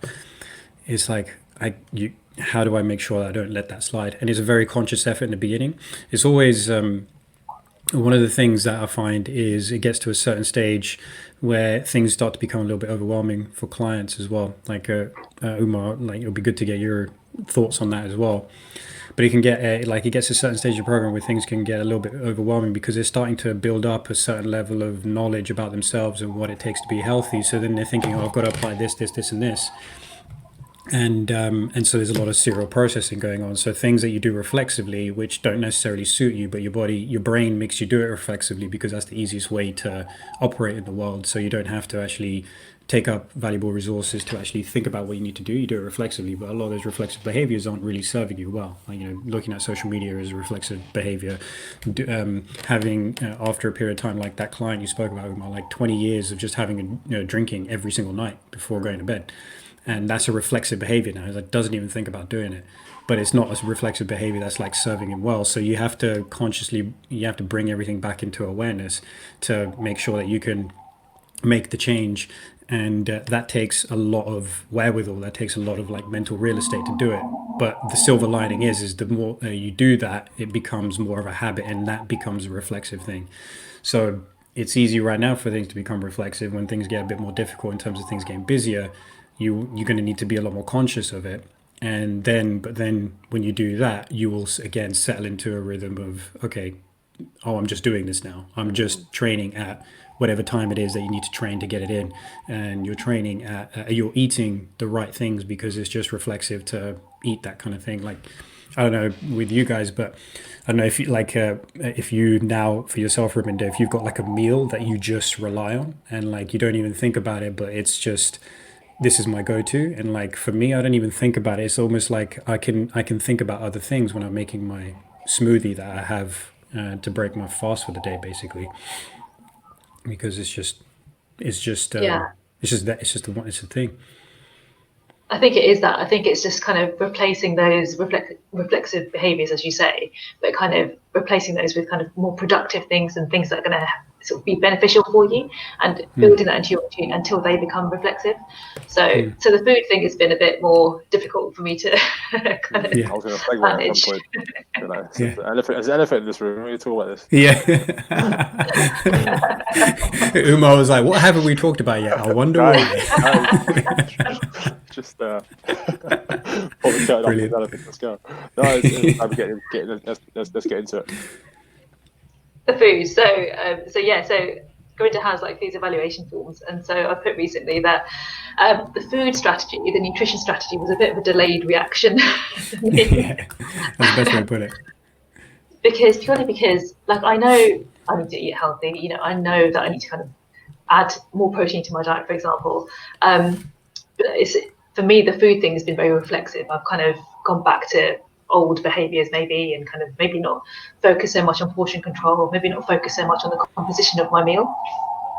So that's definitely been something that's harder to work on, purely because first of all, I didn't know, kind of what protein was, what carbs were, what fats were. I knew the main food groups, but not in that much detail. And also food is just like a pastime for me. Like, I love it, like I eat food because I need food, but I also eat food because I just love it, like the taste, the different cuisines and the cakes and chips and just like all the different kind of flavors. Yeah, exactly. I'm about to exit this podcast early. Be like, guys, you're on your own. Yeah. I'm gonna go eat. I'm out of here, Brad. That's why I'm out of here, Brad. But yeah, no. So go on over there. No, yeah. So then, it's the food thing has been a bit of a tough journey. So I'm guessing it's kind of hitting home with you, maybe. For sure. Do you know what? Something you just said that's made me click on to something else I want to say now. So workouts, like, so you said through the podcast that year 6 you were into your running and you were smashing that and you had great time doing it, but really PE is one lesson a week or 2 lessons a week sometimes in year 6, or then you go into secondary school and it just dies out, right? The gym is this like ethereal place that everyone wants to go, everyone has a membership, but sometimes you have to go there, you have to make time for it. We've all been eating since we were this big, pre-podcast chat, like literally this big, right? And we're getting those reps 3 times a day, 4 times a day, 5 times a day, some cases more, right? So it's like, that is an institution. So in terms of breaking down that wall, it's like, good luck. That's going to take time. Depending on who you are as a person. And this is where kind of links back into, if you're process driven, how process driven are you? Can I just flip the script on you? I've only ever had one client in my whole lifetime of clients that I've just given a meal plan to, said do that, and he's not deviated once. He's just in the best way. He is a robot. When I say, sorry, let me qualify that better. He's not deviated once. He's stuck to the plan. Like, if we're doing 12 weeks, he's doing 12 weeks, and then he's going to have 2 days of all hell will break loose, because I'm going to fly to some unbeknown destination around the world, and you will not hear from me for 48 hours. And I'm like, cool. You come back, you're going to have a beard, and you're going to have like extra 5 kilos of body fat on you, but it's fine, because for the next 12 weeks we're going to go ham, and you're going to go at it. So he has that switch, you know what I mean? And that's the I definitely commend him for that. I feel like I'm similar in that sense. But I feel like what you said there, and the reason why we kind of not skated around the food thing, but it takes longer to get to the food thing because it's such a inbuilt institution. Like I said, where I can personally say that for myself, like being in an British Asian household, food is like, especially if I found this as a boy, as the only boy in the household, it's like, just feed him, keep feeding him, he'll be healthier, everyone's gonna be happier, and like he's healthy, he's growing, but he's finding it hard to run to the stairs. You know what I mean? Like this is the solution every time. Yeah. Like, right. Oh, Umar's upset, feed him. Oh, Umar's really happy, feed him. Oh, he's got great grades at school, feed him. Oh, he's not doing too well at school, feed him. Just keep putting the pennies in. Let's go. But it's so true. It's so true. And I think that's why in a way, I feel like culturally, we also might find it harder. And I've worked with all kinds of clients from all kinds of backgrounds, and you definitely find that food for us and in our culture is a hard thing for us to break because the cycle is so strong. And that's where like taking to training is one thing, but you've not Yeah. built up a massive wall with training because you may have done some workouts young. You've seen some things online on Instagram. You've tried a few things, like you said, hit workouts, but really food has been there every single day of the year for your entire years. Like that's always been there. You know what I mean? So Yeah. chipping away at that wall is a much harder battle. So yeah, Yeah. like I wouldn't kind of see it as a loss. I would definitely just see it as like this is a much bigger hurdle to clear, and we're on the way. You know what I mean? We're on the way for sure. Yeah. I love how Yeah, you broke that down.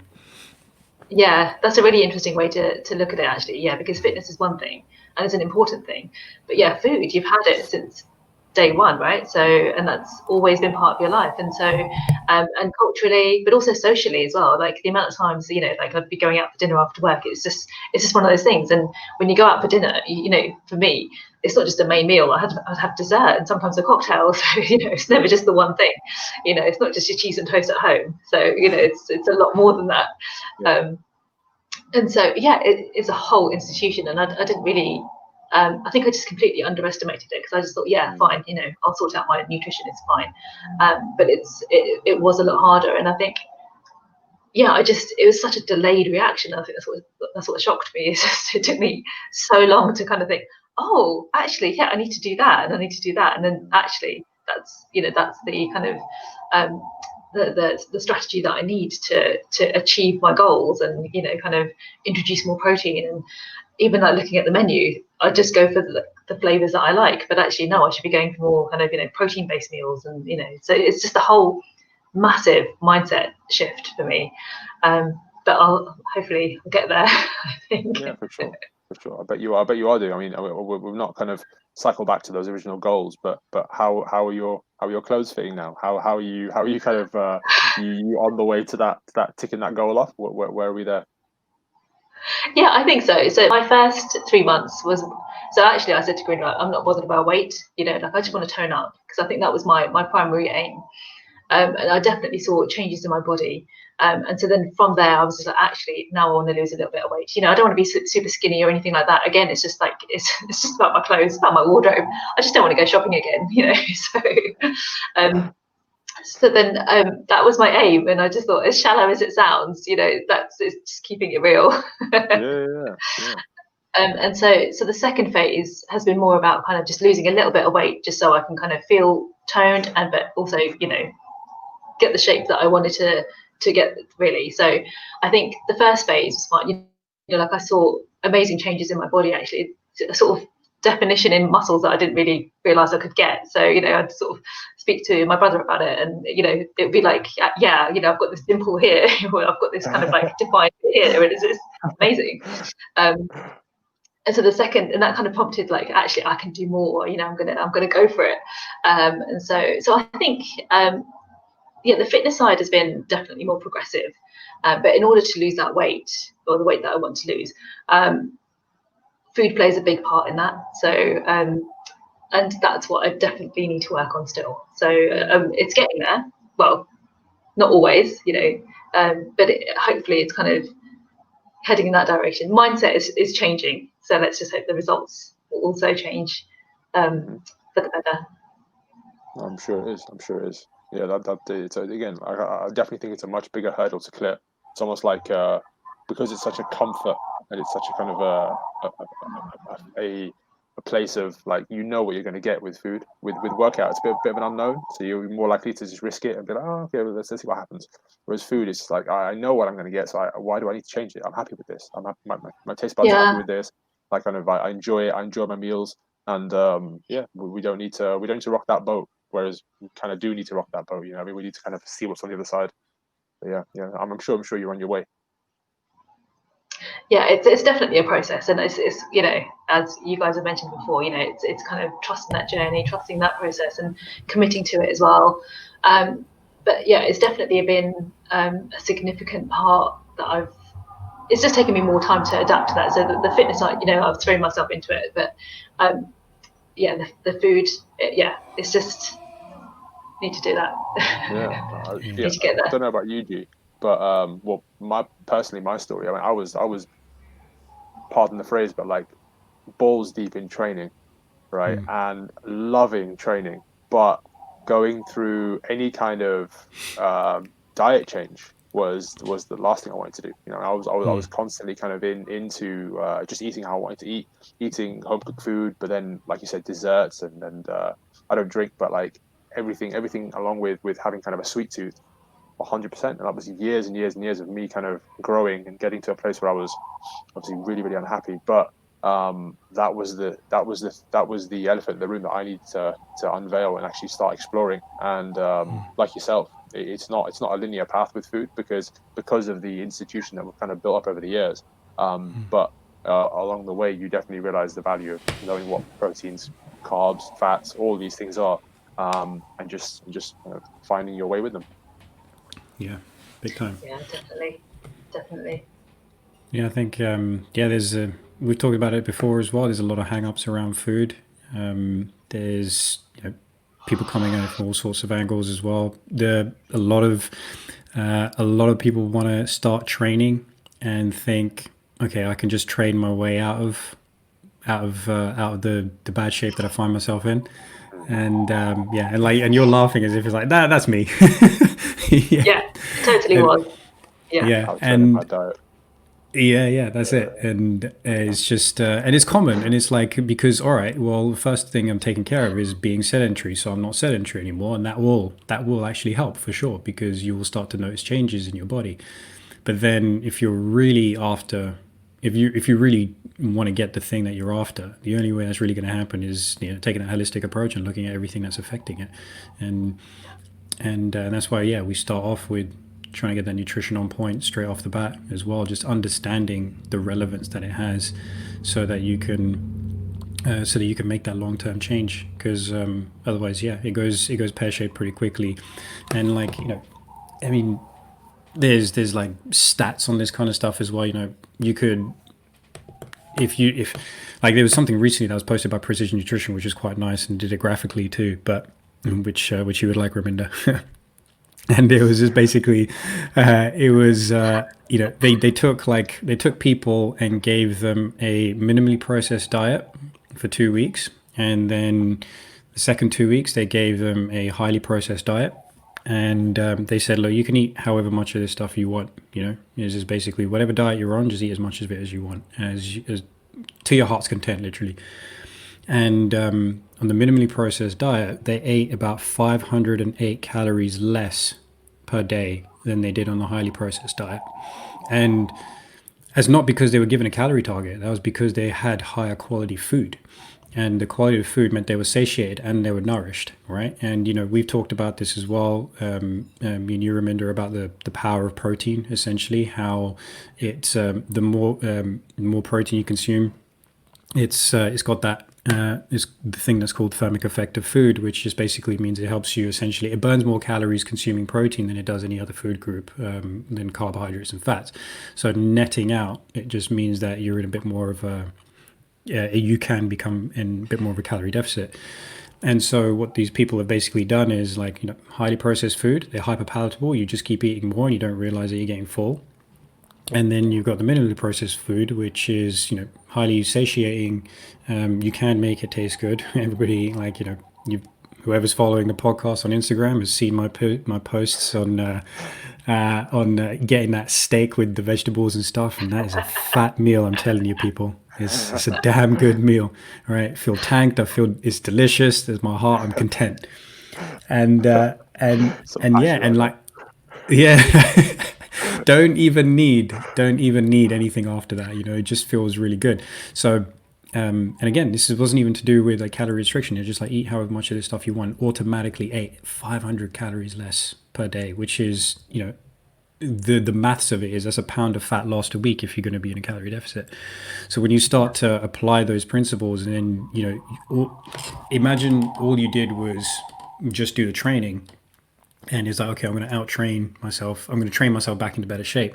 But then if you go back to that busy lifestyle, then the speed with which the weight can come back on is like through the roof, because you stop training but you're still eating the same kind of foods, and generally they're going to be more processed and they're not going to be as full of protein. It's going to be more fats and carbohydrates, and then it's way too easy to overconsume again.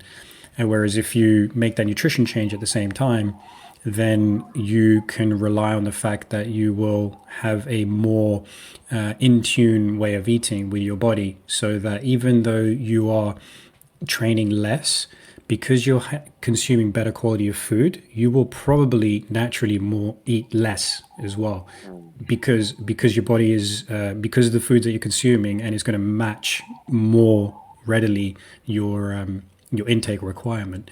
And it's quite fascinating that the body knows how to do that, but it does. But it's only if you feed it the right stuff.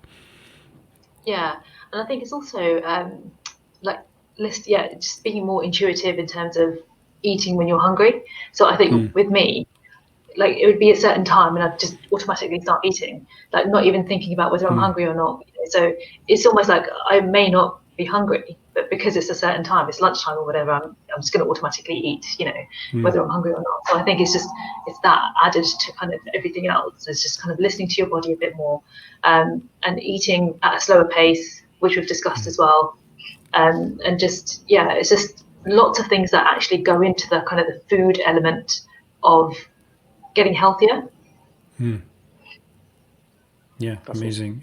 Awesome. And like, and I mean, I'll say it for you as well. Is like you are making those incremental gains. I know it's like it's getting better each time. Like you go to your mom's house and like she's making gulab jamun.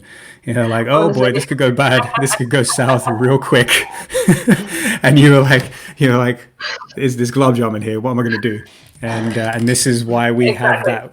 This is why we have that weekly review of like, what do you foresee coming up? Like what's happened in the week gone, and what do you foresee coming up? And then it comes up, it's like, oh, I'm going to be at my parents' house and there's going to be gulab jamun. And it's like, all right, this is something we can strategize for.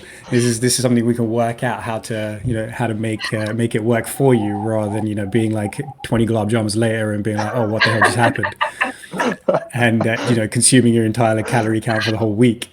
So exactly. But yeah, but there's a high danger of that. Yeah, and you talked about it being out with friends as well. You started to make those better decisions where you're making it fit your framework. Is like, okay, what's an appropriate amount of food for me? How many portions of this should I have? And you did that. You described a great example of it when you were out with a friend in the middle of the week. And that's huge progress, because you've done it once, you can do it again. And what was the cost of it? Nothing really. What was the benefit? Everything. So you when you look at it in those terms as well, you're like, okay, man, this ain't bad. I can do this, and I can keep moving forward. So yeah, certainly making those incremental gains, and there's a lot of power in that. Yeah. And I think it's also like knowing that you don't have to cut anything out. Yeah. So you can still eat food. It's just the proportion, just making other really good choices. So for example, the day that you're referring to, I had a dessert and it was great, but it was still within my proportions of the day. So it's like it felt great to eat it, but it felt great to not have the guilt as well. So it's not like I've overeaten and I've had too much dessert today, but actually like it's all within my allowance of the day, and I can eat whatever I want within that, within my boundaries. And so it just feels good to just kind of just know that nothing is really out of bounds. It's just you just got to think about it. Yeah, no, 100%. That's exactly it. It's just knowing how to manage that. And what have you noticed? So with the nutrition changes as well that you started to make, what are the biggest changes that you've needed to make, and how have you noticed them impact your state of energy, your health, etc., if at all? So I think there's two things. I think there's portion control, because I think my portions were a bit too big before. And also just introducing more protein to my meals. And I think that what I've seen is that I just feel a lot better, just, within myself, just feel kind of actually I'm not over full, I've eaten the right amount. I'm not feeling kind of stuffed or overly full or anything like that. So it just feels good, and I think that's a really important marker actually, just to to have. So I think they would be the main things, I think. Yeah, nice. And like, always remember the Louis C.K. line. It's like, I don't eat till I'm full. I eat till I'm sick of myself. It's like you're like, I'm beyond that now. I'm done with that. Yeah, because you just don't. It's almost like unconscious eating. You just think, especially when you're out with friends. Well, when I was out with friends, it's almost like I wouldn't even look at my food. I'd just be chatting away, eating away, and not paying any attention to anything. Apart from just, unconsciously just consuming whatever's in front of me. Yeah. So true. So it kind of comes back to that awareness, alignment, action for me. Whereas it's like staying in constant awareness of you're putting the food in your mouth. That's a calorie. Those are calories too. Yeah. That those calories. Like everything, just seeing it for what it really is, rather than seeing it as like I'm happy when I'm eating or I'm unconscious when I'm eating. That's it's so important, right? It's everything. Yeah, completely. It's like it's like there's a consequence attached to everything, right? There's and so we gotta in those scenarios we gotta kind of manage those consequences basically. Yeah, exactly. Exactly. Can I ask how like friends, family, close like people to you have reacted to your training so far, and then have they asked questions? Have they become inquisitive themselves? Have you become like an arbiter of information? Have they kind of come to you and be like, oh, Raminder, what do I do here? Like how do I lose these? How do I leave these bits? Or how do I get this bit toned? Is that happening? I think people have definitely noticed a difference. I think that I don't know if they use me as a sort of as a guide to what to do next, because I don't think I'm that knowledgeable. You'd be surprised. You'd be surprised at what you learn. I was going to say. Well, actually, I was into Gurinder, so maybe a few months back, me, Hardit, my brother, and Hayley, my sister-in-law, we were all doing like a push-up off the sofa. So when you put it on the sofa, and then like your hands on the floor. Yeah. And I was thinking, I can easily do this. And so this is in the early days of my program, and then it was rubbish, but it was good to kind of just have those kind of those conversations and just kind of inspire more physical activity and a bit of competition. But I think people have definitely seen a difference in me physically, and probably seen me make more sensible food choices as well. Within that time, people around me have joined the gym or are doing more fitness as well, just for their own journey as well. So I think it's definitely something that's in my kind of, in my environment in terms of friends and family.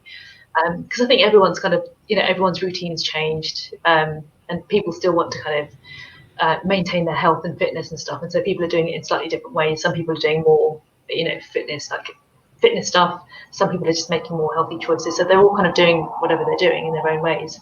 But I think, it's definitely been a positive reaction to my journey, and hopefully inspirational as well. Yeah, fully. No doubt. Yeah, it is fully. It inspires me. I'm the guy who's coaching you. It's like, fully. It's like every time is like when you just like when I see like you're posting a win, or it's like this happened, that happened, and like you tick off like a workout in the program like online. I see it come through. He's like, I did this, I did that. I'm like, man, this just gets me pumped. It's like because every time you do that, it feeds me as well. It's like it allows me to give my best as well. So it's amazing. That's really good. And it's like that's the thing. You just never really know how much you can influence the people around you, and you will certainly be doing that for sure. I mean, because your bro was saying to me as well. He's like, man, like Gurinder came home one day, like when we were hanging out at my parents' place, and like she had these like definition of shoulders and stuff. I was like, where the hell did that come from? Like, yeah, man, she's repping it. She's literally repping it. Power of reps, definitely. Yeah. That's great. That's a Eckhart Tolle revision. It's not power of now. Yeah, exactly. Power of reps. Yeah. You got that book wrong, mate. Revision's got a better title. Oh man, dude, there you go. That needs to get published. The Power of Reps. Right. Power of Reps. I reckon, you're the man to write that book for sure. And then forward by Raminder Sagu. I love it. That's you can have so many like anecdotes of just where you've come from and where you are now. Perfect. Exactly. That's it. That's what that's going to be full of. It's just I think that would be a really good book. Yeah, genuinely, I think people would buy that. I would buy that. There you go. Yeah. There you go. Great, I amazing. think you should do it. First one. The power of rep. Exactly. That's we got our first order coming through right now as well. That's a sick one, because I wonder how many books there are. I mean, like I don't even know. I don't even know about like David Goggins' one, like Can't Hurt Me. I don't know how much of it is about the process. Basically, well, he is the dude who is about the process, right? But how many other books would there be which is like, here's the beginning, here's the journey, and then here's the result of that. Like I don't know. It's just completely brand new thought of if you're writing about something, about the way that someone is, how many of those books come from like beginning to end, as opposed to just seeing the end product. Because, for example, like some of the ones I'm thinking about is like when they're asking successful people, what do you do to be successful? And they're like, oh, do this, this, and this, and all these habits. And it's like, have this morning routine, wake up at 5 a.m. and then like do this. It's like, okay, that's what you do now. But how did you arrive at that stage, right? It's like, how can you make it clear to people that it's not a straightforward journey? It's not always going to be easy. And by displaying that process, as opposed to just saying, oh yeah, do this, this, and this. That's interesting. And I think. Go on, Raminder. I was just going to say that makes it more relatable, doesn't it? Because when you can see that actually someone came from probably a place where you're at, and actually you can get to that level, so that kind of, it makes it more personal, it makes it more sort of relatable. So I think that's a really good, that should be something that's kind of included in these kind of process books, or sort of accounts. We've got a season. What is it, like a anthology now of just like different process books. It starts with the power of reps. We go from volume 1. Yeah, that's it. Yeah, right in itself. Exactly. Evolve, Achieve, Thrive library. Yes. There you go. Eat library. you know the connotations there as well. And the eat library is like feed your mouth and feed your soul. Dude, we're coming up with all the ideas right now. It's flowing. It's all flowing out. We need to have more of these brainstorming sessions. Take it off air afterwards as well. Yeah, that's it. Yeah, man. That's it. Brilliant. All right. We need to know now, Showbiz Brown. Come on, Showbiz. Oh, Showbiz Brown. Okay. Showbiz Brown. So I don't even know how much I can divulge with this. This sounds so spooky, so like mysterious. This is great. Just like just give us a tiny little inside scoop. Just give everybody a little bit of something to look forward to. Little taste. So just put it back. Yeah, little taste. There we go. Yeah, exactly. Some syrup from the glove jar, and you don't get the full bite just yet. I get that analogy, definitely. fellow brown people, you will you'll understand. So I'm going to say that it's really interesting what you've been talking about today, Raminder, about your process and how you were in a certain place, and now you've understood the power of reps, you've understood the power of food, understanding all these things, and it's led you to where you are now. Showbiz Brown is basically what I went through over the weekend. So I've been lucky enough to be involved with basically a storytelling of my story, with a showbiz connotation potentially, with like a show, with a show. So I'm being super vague here. This is so cool.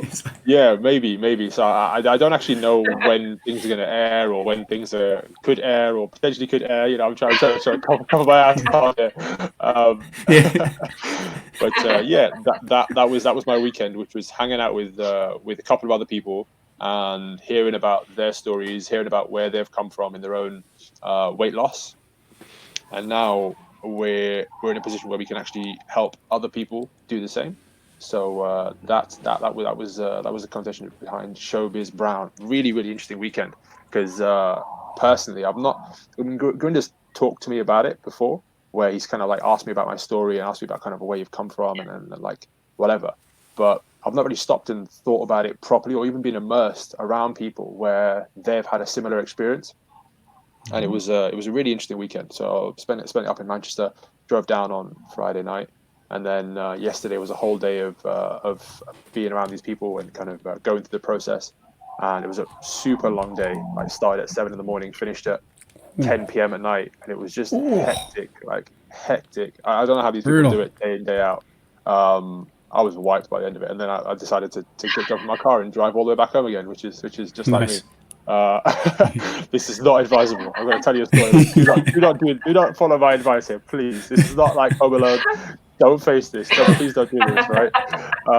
I'm driving back last night, and I'm like, I got to stay awake. I'm so tired, and this is bad, right? But I'm reading about sympathetic nerve waves in the body, right? And they're all around the neck, they're all around the head, they're all around the upper back. So I'm on the motorway coming back from Manchester, and about an hour and a half into the journey, got about 40 minutes left, and I'm like, I'm not nodding off, but at a certain point, you know, when you're driving in the curve, road's kind of curving like this, and you find yourself kind of going straight, and you hear the rumble strip, and you're like, oh shit, wake up, like, stay on the road. I'm just there with this bottle of water, like. And I just pour it on my head, like I need to wake up. Like nobody's around. No one's gonna find I'm crazy. I need to just be awake right now. So I just dash the water on my head, and it runs down onto my back, and I'm just like, okay, I'm awake now. That's fine. It's like desperate times call for desperate measures. So yeah, we don't want to. I was like, I need to make it home, sleep in my bed tonight, and not actually have a wipeout on the way home. Oh god! So, oh man! Right, that was me last night at 1:45 a.m. So sorry, Gurinder, you were getting kept up by twerking children on the sidewalk outside your place. I was trying to keep myself awake so I didn't crash my car and wipe out on the way home. Yeah. Holy shit, bro. Wow. So what a strategy, though. Yeah. I was like, I need this. Unfortunately, I don't have a radio in my car right now because it needs to be coded. Since the mechanic fixed it, it didn't come back to life. I got the window down. I'm still kind of nodding off here. I know what to do. Yeah. I got this. Yeah, I kind of went over my head. But hopefully, in a few podcast time, you have to tune in again, and I'll be able to divulge a bit more about the process, a bit more about kind of what's going on, and we'll have our post podcast chat, and we'll divulge a bit more there. Yeah, excellent. It sounds really exciting. Thanks. Yeah, Thanks. Definitely. It's gonna be big. It's gonna be fun. I've told you a little bit about it, and hopefully it can spiral into some fun stuff. Hell yeah, man! Deserve that. Amazing. That's amazing. That sounds cool. Did it help you learn more about your own journey? Yeah, it did. You know, it did. I don't think I've really revisited it properly because it was quite a. I don't want to say emotional. It was quite a big section of my life. You know, I mean, bit kind of very, very much shaped who I am today. It's been part of the process, and that was kind of the antithesis of the whole thing was losing the weight and then kind of coming out of myself and like kind of just actioning on finding a voice and finding confidence and finding kind of the self-awareness that I want to be more, I want to do more, I want to kind of action on this, that, and the other, and that was the epicenter of that. You know, starting off there and then kind of it all cascading from that one event. So, kind of going back to it, you have to almost like get back into the mindset of who you were before, and that's quite a like you don't really know how you can do that so easily. So yeah, yesterday was just a few hours of talking to other people who had done a similar thing, and they've all got their own stories. And then when you hear somebody else recounting it, you're like, oh wow, you're amazing, and you realize, and then they're saying it to you, and you're like, oh shit, yeah, that's maybe I can kind of start saying that about myself. And you don't really kind of pat yourself on the back, you know. I mean, you kind of just crack on. But yeah, it was really interesting to have other people tell me about their versions of a similar story. And really kind of almost like went full circle with it. And now I'm in a position where I'm helping somebody else potentially do the same thing. And it's going to be fun. Yeah. So that's it. That's very exciting. Thank you very much. That's it, man. Definitely going to tell you more in time to come. But for now, that is Showbiz Brown out. Over and out. That's super interesting. I like going back into the mindset because so you're going from like beginning to where you are now. That's what they're asking for, and then so you're entering that headspace again of like reliving those moments, and then and then like kind of being comfortable doing that essentially. Yeah. Like a couple of times yesterday, they were like so how much weight have you lost? And I was like 85 kilos.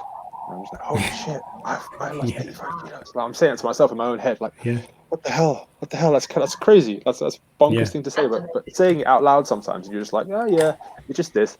But then you're like, no, that actually happened. And then like it happens where a few times, Gurinder, you said it, like, how much do you weigh? I've never weighed 85 kilos in my life. Yeah.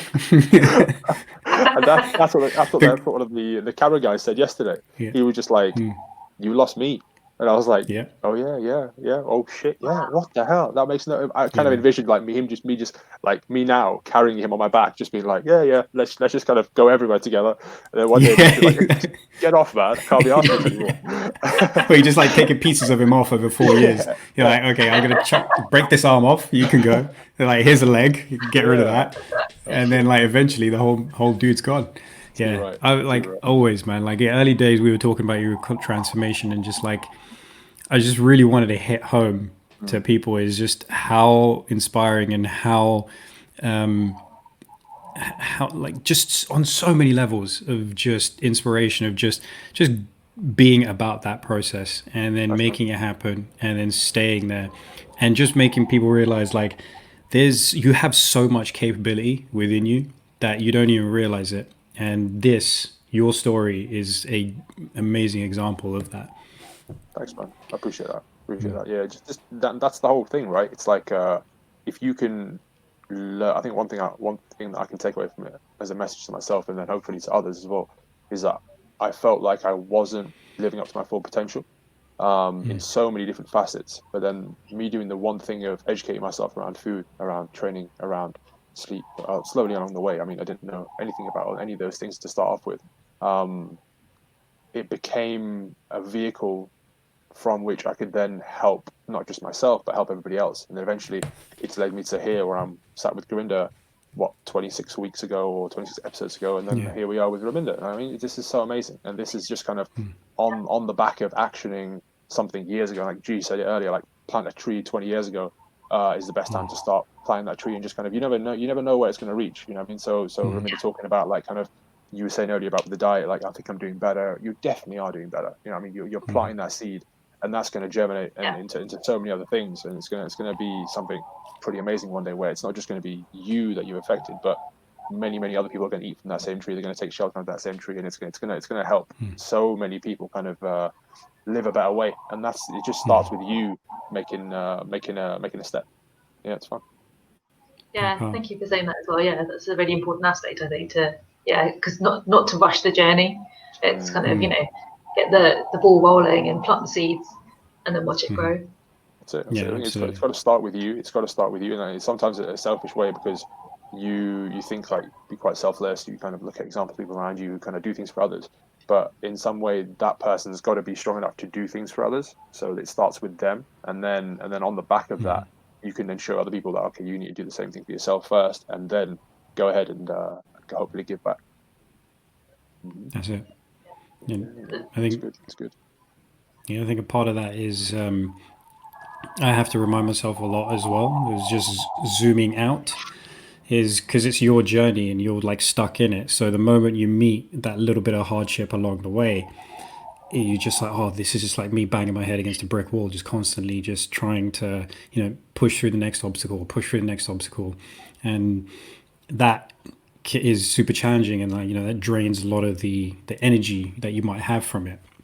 So that's one thing that could happen. And so one way I find is quite useful is actually zooming out. So like right now you're zooming in, you're viewing it from this space, but if you pull yourself out completely and look at yourself as like a dot on a timeline, I think that usually is that tends to be quite helpful, because it's like, oh wait, this is just a moment in time, and if I just get through this bit, I'm going to be, so here's the timeline, I'm just going to be a little bit up here. Like, here's the journey. I'm just going to be a little bit up here instead of being down here or being stuck where I am right now. And I think that ability to be able to zoom out and look at a bigger picture and see that, here's a moment, it feels difficult, but in the grand scheme of things, it doesn't trivialize it as well. It doesn't make it trivial. It means it's just another important step along the journey, but the journey is like, it's a big picture. You got to see that if you get through this, you're going to be better off for it, and because zoom out and look at the consequence of that decision that you've made. Yeah, I totally Yeah, agree. definitely. And I think also it's very powerful when you meet someone who is at the beginning of the journey that you once were on, and seeing the difference, because you can kind of relate to that person in that, you used to be in that position, but now you're here. And sometimes you don't know how far you've come until you see somebody else in the early part of the journey. And I think it's quite powerful just to recognize how far you've come in a process, in the journey. Yeah. Too right. Yeah. No, it's like you said, that perspective to step away and look at it like, oh yeah, I have actually, because it's like you said earlier, right now is all we have. Like this power of now we talk about all the time, but he talks about it in the book as well, like kind of paying brief visits to the past, just to give, like what you said there, G, like perspective on the whole process as a unit, and then on the back of that, like taking it back to Raminder and spreadsheets, it's like you can then extrapolate the next couple of years based upon, okay, if we're here now, we can forecast and say that hopefully if we carry on this trajectory, it's only gonna multiply, and the factor of people that we can help can go from, okay, your close family and friends, to people down the gym, to people online, to people globally. And it's like, oh shit, now we're playing a big game. You know what I mean? That's really fun. That's game changing. So yeah. It all just starts with one little phone call to, hey Gurinder, can you help me out with something? And let's go. Before you know it, you got aunties in India calling you up, being like, Raminder, how do I do this? Tell me about this. Exactly. You get a cooker. They're like, all right, well, we got that bit set. We know how to do that bit. Exactly.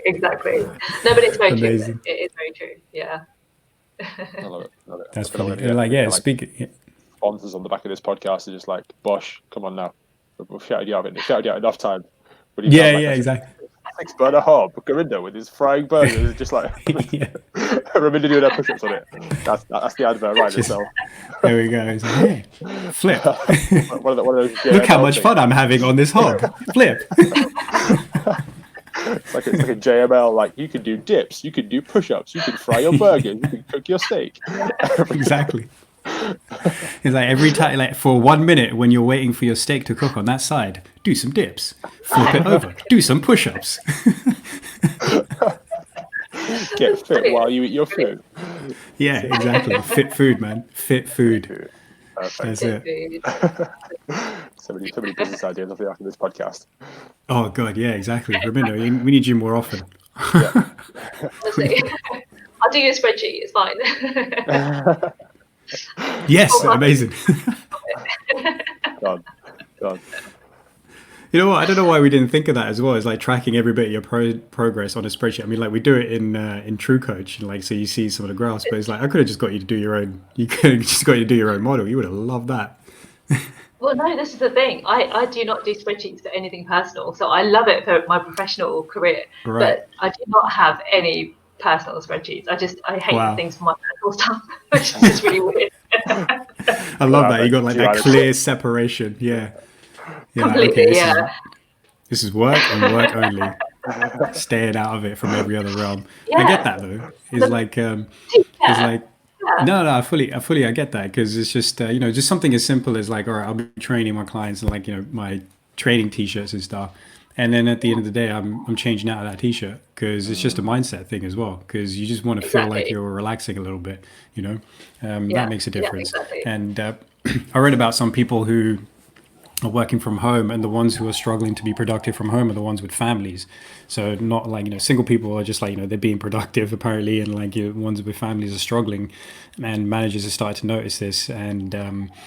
And so I read a story of like this one guy who basically, because he's got like 2 young kids as well, and what he's always done is like he gets ready in the morning, he says goodbye to the kids and the wife, and he just takes off, right? And he comes back, he finishes work at 6 and comes back 7:30 in the morning or in the evening to get dinner. So what he's done is do the same process, but not leave the house. He just goes into the room, the office that he goes into. So he's still getting dressed up, so the kids know that daddy's in work mode. And so he still does the thing. So he's not hanging out in his like PJs and working from home. He's still actually getting fully dressed as if he was going to the office.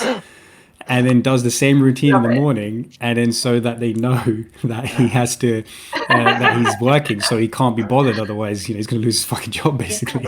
So he goes off into a different room, and he's just working away at his office, and then he comes back and the kids see him again in the evening, and that's the extreme, but obviously that's it's a separation that works. Whatever you can do to make sure that you are doing the thing that you need to do, whether it's so you can be present with your family at the end of the day, or so you can be present at work, or whatever way around it is. But yeah, you create that separation so you don't end up bleeding into your personal life, and things end up a bit blurry.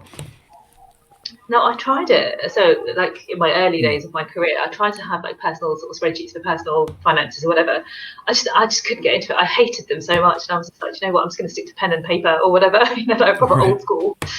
Use the spreadsheets for like work stuff. It's just, but I think it is a boundary thing, and I think it is like I just associate them with work so much, and I mean, my work is now in my home, but like you still have to instill those boundaries to kind of just ensure that you do switch off. Otherwise, you don't want it to be bleeding too much into kind of work life. So yeah, exactly. I think that makes it makes a huge difference. It's like mindset and the ability to zone out and switch off, so you can actually just go to bed at night properly. Yeah. Right. Should we call it there, guys? I was going to say, it's a good time. That was awesome. Thank you so much for coming on, Raminder. That was great to chat with you about your journey and like you providing those insights and finding out some of those things. That was awesome. Thank you so much for inviting me. We didn't. Sorry, Raminder. I got to keep you for 2 more minutes. We didn't talk about clown brown. You asked me earlier. Clown brown, Showbiz brown, clown brown. Let's go. All right, this one is a shout out to my friend Hero. So like last week, my name was Home Cooked Brown. Yeah. And then she just she said something about like one of the posts that I made. Right, I can't remember what it was. I can't remember what she said, but she just called me Clown Brown instead. She's like, it was like, you're a clown. And I was like, oh, why haven't I thought about using that for my name? Because it's just, it's like, she's made it an insult. And I was like, oh no, I appreciate that one. It's a rhyme that I can use for as a name. And sometimes I like clowning around. And like, so I'm Clown Brown this week. So thank you for the inspiration. Thank you, Hero. Even though you were taking the piss out of me, fuck you, I turned it around. And you're going to hear that. No, we don't. Yeah, exactly. There we go, Clown Brown. Clowning this week, man. Just clowning around. Wicked. No, honestly, Raminder, that was, such a pleasure. It's like really good to get your insights. And then, to the people who are listening, if you felt like you were in the same boat as Raminder was at the beginning of lockdown, then get in touch. If you feel like you're at a place where you don't have that kind of confidence in your body right now, you're just feeling a little bit out of shape, or something's not quite right, like sleeping isn't right there, your energy levels are low, you've got aches and niggles, stuff like that going on in your body, you just don't quite know how to get rid of it, then give us a shout. Find me and Umar on Instagram. You can get in touch with us over the Evolve, Achieve, Thrive handle on Instagram, or you can send us an email on evolveachievethrive@gmail.com. And then, we'd be more than happy to help you out, figure out what you can do. And or I guess Raminder could testify to that. Yes, definitely. I'll give you real feedback and, keep it real. Tell you how it is. Well, if there's people who like want to do something like this but not sure about taking that step, if they're on the fence, what would you say to them? Just do it. Just honestly, just do it, because if you give it a go, then you'll know. You kind of, it just inspires you to kind of, and motivates you to do more, because then you realize that actually once you're out of your comfort zone, you can do way much more. You get more confidence in your body. It's just a shift in your mindset. So I think just go for it. Just don't even think about it. Just, if you're thinking a little bit of your head, just if there's a slight inkling there, just run with it. Definitely. Amazing. I think that's sound advice. Just do it. Just do it. Mike had it down. All right. Exactly. All right, people. Thank you very much for tuning in, and let us know what you thought of this episode, and we will catch you next time. See you later.